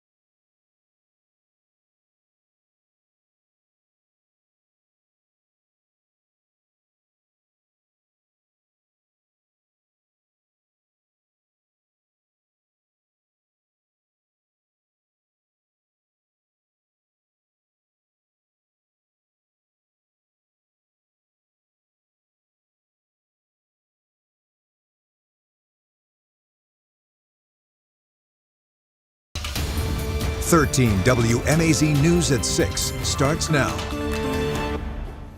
All right, welcome back. Here we are talking about, again, a system that has a little bit of everything out there, and we found ourselves just in the right spot. The frozen stuff to the north, mainly north of I-20, that was phase one of this whole situation. Was, are we going to see anything frozen, like a sleet freezing rain mix, mainly in our northern counties? Then it was talk of, could we see it as far south as Macon? Well, most of the models showed exactly where it is right now, but the graph model, if you remember, did show a pink shaded area as far south as Macon, and that was kind of right this morning too, because we did see at times some little pink splotches early this morning around Macon and north, and what it was is it was a mist kind of showing up into a zone that was showing up 32 and below. So technically it was on the radar, you could see it, but it wasn't anything of any substance like this. So a little bit of all the models in that sense were right. As far as on the southern extent, severe weather that's been trucking right along through South Georgia, started earlier in southwest Georgia, and then has been making its way more now into southeast Georgia. As we zoom in, this is where the atmosphere is much more conducive to severe weather. And really our southern counties have been seeing that as well, close to that, where we had some strong storms with some gusty winds around 40 miles an hour, but not up in that 55 plus, wind speed that would necessitate a severe thunderstorm warning being fired off right there. So all these warnings have been just out of reach, just like the ice was just out of reach on the northern side. So this will continue on off toward the east. It is not going to turn around and come back. So we found ourselves in a fantastic situation overall when you look at what's been going on for the past 24 hours, that we were able to stave off an ice storm to our north and severe weather down to our south and just end up with a cold rain. If you have plans to go out and do anything tonight, dinner, youth groups, whatever it is on a Sunday night, go do it. It's just going to be a cold rain for a little while, and eventually this will kind of finish out later tonight, but it's not going to change over into anything else. Now, tomorrow morning we will get to freezing. The question is, how long will we get there? Is it long enough to cause problems on the road? We'll try to dig in with some of that, with some of the future view model numbers. I'll show you that in just a little bit. All right, Frank, I think we're going to you. Thank you, sir. All right, folks across the Peach State, keeping a close eye on the weather this evening. A couple hours ago, they gave an update on conditions across Georgia. Georgia's emergency management director talking about crews being hard at work in an effort to restore power to thousands of people in the Atlanta area and North Georgia. A live look at the Georgia power map right now. Throughout the afternoon, there have been a few scattered outages in central Georgia, including 2 small outages in Houston County. One near Houston Lake Road impacted about 30 customers. Another impacting about 50 customers near North Peach Park in Byron. Georgia Power says they've already turned the power back on for about 100,000 people affected by these storms. State officials are still urging people to stay home, especially as we head into Monday morning. We do have crews out and about checking on the road conditions right now. As Ben said, just a cold rain, but that could change overnight. Interstates I-75, 475, I-16, a lot of traffic on them right now, so obviously the roads are fine. To find out more, let's check in with Cecily Stout. She is live on I-475. That's right, Frank. Like you said, rest stop here in West Macon off of I-475 just before the Zebulon Road exit. Now, right now, the rain is coming down. My blood pressure and temperature is going down a little bit more. You can start to see my breath in the cold air. But the roads, like you said, have been pretty fine. But one thing that has been pretty interesting is that there haven't been a lot of cars, so they are listening to their state officials. We actually heard earlier today from the State Department of Transportation about updates across the entire state. They have been telling people that they need to stay off the roads because their crews are busy at work. They've been so busy that they're working 12-hour shifts, and that includes up in North Georgia where we've seen a lot of damage, but of course in the northern parts of our area too, in central Georgia. Their main focus right now, treating and plowing roadways. That's because the last 3 hours, officials say more than 20 state roads have closed due to fallen trees and dangerous driving conditions. GDOT says they are grateful to the drivers that are staying off the roads. Travel volumes have gone down 80%. So people are listening, and it is really important because the problem is, like you've been saying, is that as the weather and the rain comes down and the roads get wet, we got to see if it becomes ice and becomes even more dangerous for motorists. So it is expected to get pretty slippery out here tonight. We're going to see what happens later on, but for now, it looks pretty clear on the interstate, but the temperatures are dropping, and the motorists, they seem to be doing okay. They're still flying down 475, making their way up to Atlanta. Live in Macon, Cecily Stout, 13 WMAZ News. All right, Cecily, thank you very much. Again, be careful, though, because especially black ice, that's one of those things you really have trouble spotting on the roads. All right, Cecily was there right now discussing those problems right now. Right now, it is all good, so you're okay out there. Has been a lot of inactivity at airports. Over 1,100 flights canceled so far across the country. Nearly 11,000 flights canceled today. Of course, that could rise because that storm is impacting a whole lot of folks all the way up the East Coast. And as more and more people get ready to head out on the work week. So definitely, if you are flying out anywhere, check ahead. A little closer to home, Monroe County, one of the portions of central Georgia where folks were a little worried about road conditions. Right now, though, everything is good. Naomi Washington was out earlier. She was actually in downtown Forsyth talking with people. Throughout the morning here in Monroe County, we've seen some rain and misty weather, but so far all that's left is puddles like this one, and we haven't really seen much ice yet. In downtown Forsyth, most of the businesses stayed closed, and aside from cars going by, it's quiet. The better than expected weather conditions made people feel comfortable enough to go out like they normally would. Forsyth resident Trinice Tillman says earlier this week she tried to get groceries, but the shelves were empty. Today, she says she was happy to see the shelves restocked. I'd rather be prepared than not prepared. It seems that we don't have a definite answer of if we're getting ice or no ice, so I'm just sitting and waiting like everybody else. Some ice can be hard to see, so slow down, drive under the speed limit, and give yourself extra time to make it to your destination. The Monroe County EMA's public information officer told me that they've prepared for whatever conditions are on their way tonight and into tomorrow morning. They asked that if you have to drive, do it with caution. In Monroe County, Naomi Washington, 13 WMAZ News. All right, Naomi, thank you very much. Monroe County EMA folks saying if your power goes out, conserve heat and energy. They recommend closing all your doors and creating what they call a micro environment to stay warm. And Naomi will be out again in Monroe County tomorrow morning to update you on what the conditions are. Schools across the area closely monitoring the weather. We've had a lot of closures, although some big school systems are still open. Jones County, Baldwin, of course, they canceled last week. Hancock and Washington, asynchronous learning tomorrow. Academy for Classical Education, also they have an asynchronous learning day tomorrow. Twiggs Academy and Tatnall Square Academy are closed. Stratford Academy, asynchronous learning. First Presbyterian Day School is also closed tomorrow. Oconee Fall Line Technical College, they're scheduled to open at 1 tomorrow. Monroe County Schools, that's where Naomi was, they have an asynchronous day, so students will not have to go to class tomorrow. 3 big school systems are open tomorrow: Bibb County, Houston County, and Lawrence County schools. You can stay up to date with the latest closures on 13WMAZ.com. From skiing in the streets to sledding and a blanket of snow in a whole lot of places. We'll take a look at how this winter storm is impacting areas all across the country.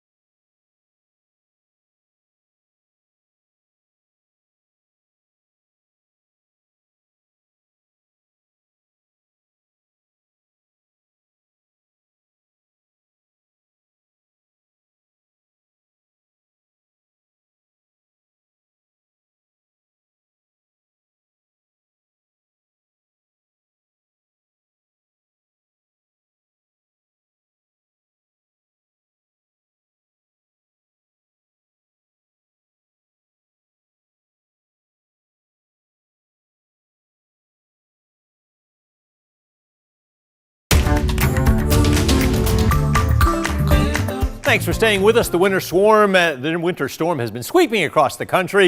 A lot of snow, a lot of ice. Let's check out. This is a drone shot from earlier today up in Lawrenceville, Georgia. You can see not a lot of folks out on the road. Buford Highway in Atlanta. Oh, there was one guy out there on the road. That is not a good look. Look at the ice up in Atlanta. Those roads really were hit hard. Fortunately, don't see anybody else out and about. South Carolina, sleet fell across the downtown area. This is in Greenville. And you can see crews were out working, trying to keep the roads clear. This is up in South Carolina. A lot of different types of plows and everything out there working. This is the Big D, Dallas. I'm not sure this is something you want to try, but there are two folks sledding, hanging on to the back of an SUV. Those are some risk takers right there, but they seem to be navigating the road pretty well. And there's not a lot of traffic out there either. So, they always do it bigger in Texas. In Western Pennsylvania, Pittsburgh. Oh, not good there. Car slid off the road, snow started falling there before sunrise. Now in Pittsburgh, they're used to snow, but still you get some very dangerous driving conditions, and that snow is expected to continue throughout the evening hours. So Pittsburgh, not a good area. Now in Rhode Island, this I think looks like fun, and I think it's safe too. Cranston, Rhode Island, they're used to it, and they get out and ski. They're used to a lot of snow, 18 inches of accumulation possible in Rhode Island. That would be 1 to 3 inches per hour. That's a really neat setting right there. And she is on the go. And in White Plains, New York. It was a blanket of white in White Plains. They got the big plows out there right now, clearing the streets, trying to make sure folks can get out and about. Although it was a Sunday, not a lot of traffic, but there's a car. He's smart. He's following right behind the snowplow. So a lot of different scenes around the country, a lot of different snow scenes that we saw. We had ice too, and fortunately, Ben, we pretty much missed everything, so we can consider ourselves very fortunate. Yeah, it's pretty amazing to have even seen all the things on the radar that we've seen at the same time. Severe weather to our south, frozen stuff to the north. In the middle, this is the scene, just cold rain. What about overnight tonight into tomorrow morning? Does it freeze? Let's talk about it next.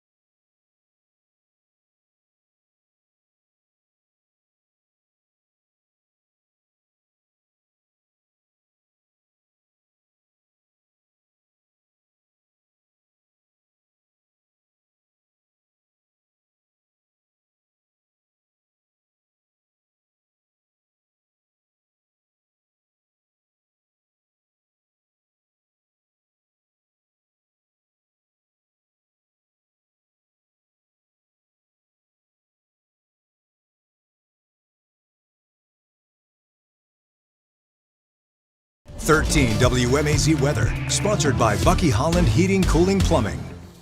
A wild weekend for sure. I've been calling it kind of a three-phase system where last night into this morning would have been phase one.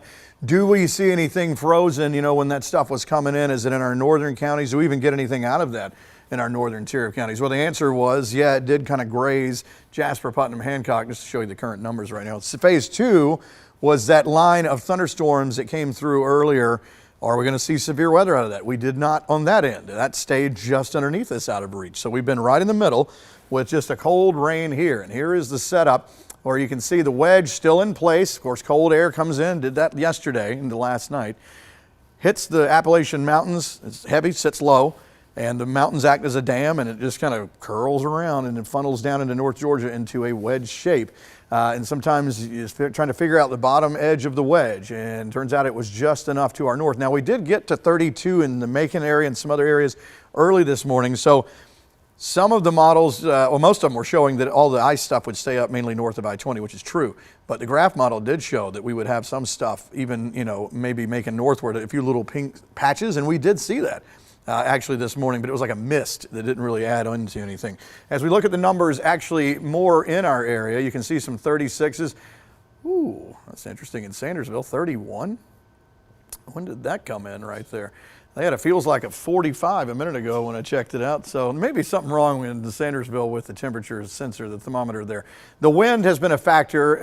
Yesterday and last night it was out of the northeast, feeding in that cold air to reinforce and get the wedge going.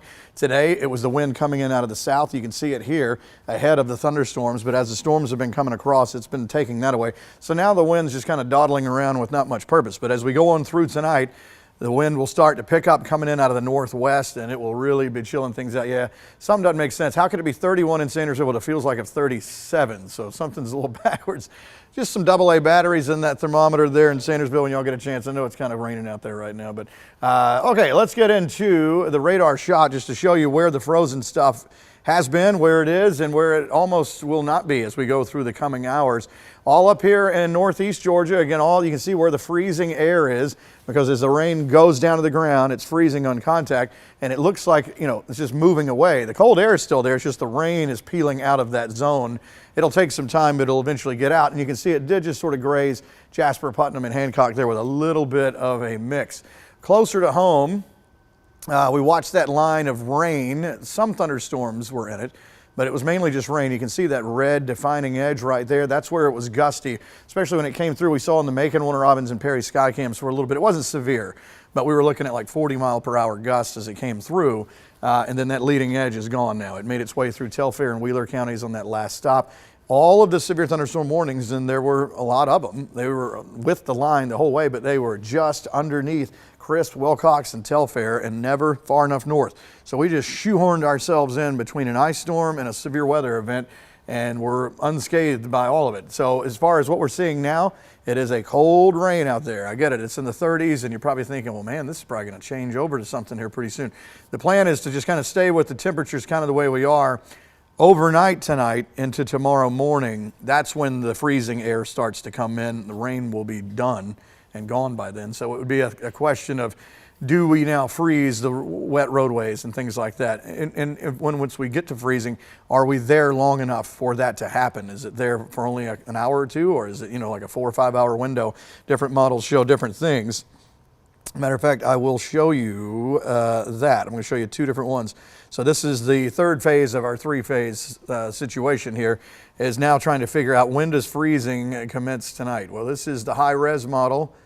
It shows that our northwestern counties, which will be the first ones to see it because the cold air is coming in from the northwest, you'll have the first freezing numbers here, and you'll also stay freezing longer because you will have gotten it earlier. Once we get to sunrise, everybody starts to warm up. If this is right, it's not till 6 in the morning that some of these northwestern counties kick in, and the Macon area wouldn't hit it until like right there briefly at 8 o'clock, and then start to warm right back up. Now that's on that model. As we look at the graph model, let me go to this one right here.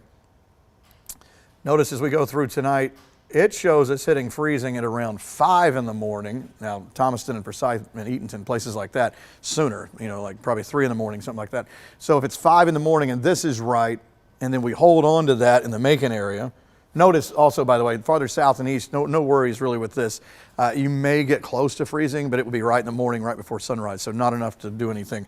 But in the Macon area, if this is right, then we would hold on to freezing through 7, 8 o'clock, 9 o'clock, and then by the time we get into 10, we start to warm up. And when I say warm up, technically upper 30s to around 40, but the wind chill is going to feel like 20s tomorrow. And then tomorrow night, we really go cold. We're somewhere in the mid to upper teens and a wind chill in the single digits. So the majority of this system is, as far as problems, that's done. Just a cold rain is going to continue for a little while longer tonight, and then we'll see if anything freezes over in the morning. Where were we going? Break or Frank? Frank or break? Break, then Frank.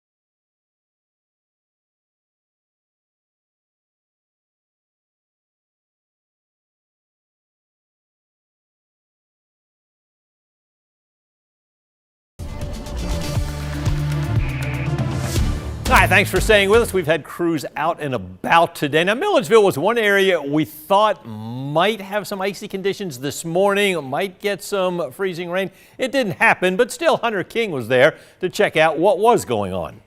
We're here in downtown Milledgeville, where not a lot of activity here, but we have seen people driving up and down the streets of downtown. There is no ice on the road right now, but as the rain comes down, we expect some conditions to deteriorate a little bit, especially as it refreezes overnight. But something I want to show the viewers at home is right here on the ground. The city here in Milledgeville has put some of this salt on the pavement, and this is to prevent lots of ice accumulation, or if there is some precipitation over the night, that it won't freeze at least as bad as some of the meteorologists are forecasting out here. But these are the conditions here in Milledgeville. We did catch up with a business owner just across the way at Buffington's, who was kind of talking to us about what they saw on the way in today and their plans for tonight as it possibly refreezes again. So very empty. First initially leaving and seeing kind of like the fog and mist, I was a little worried about the roads, but they're just kind of wet and they seem fine as far as like driving conditions. But yeah, not a lot of people out on the road. Now, the emergency operations folks here in Baldwin County were working throughout the night last night and even into the early morning hours. They are taking a break throughout the day, and they're expected to return here on Sunday night, and that's when they will monitor the conditions into Monday morning. Reporting in downtown Milledgeville, Hunter King, 13 WMAZ News. All right, thank you very much, Hunter. We will have crews out and about. Don't forget, tomorrow morning we come on the air at 5 a.m. updating you on road conditions. We're back to wrap up this newscast after this.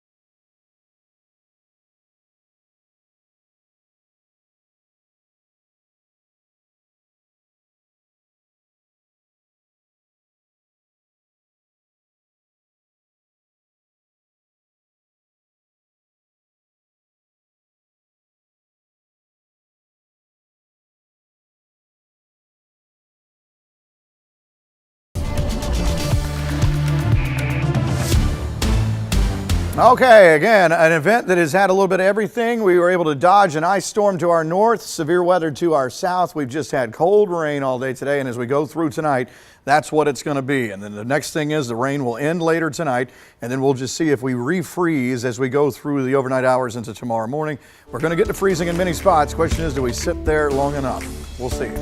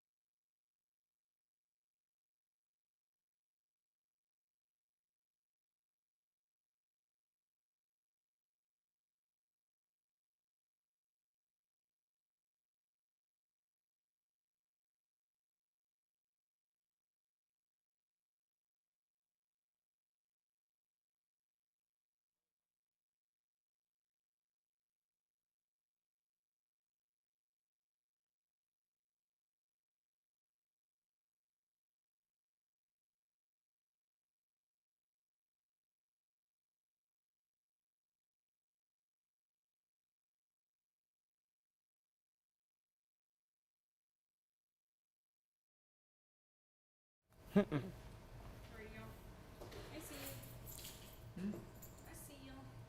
out, dog.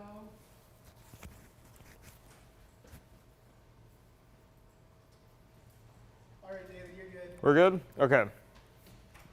3, 2, 1. We still have a weather impact alert for tomorrow morning for the potential for some slight. 3, 2, 1. We still have a weather impact alert for tomorrow morning for the potential of some refreezing. I'll go over the details coming up.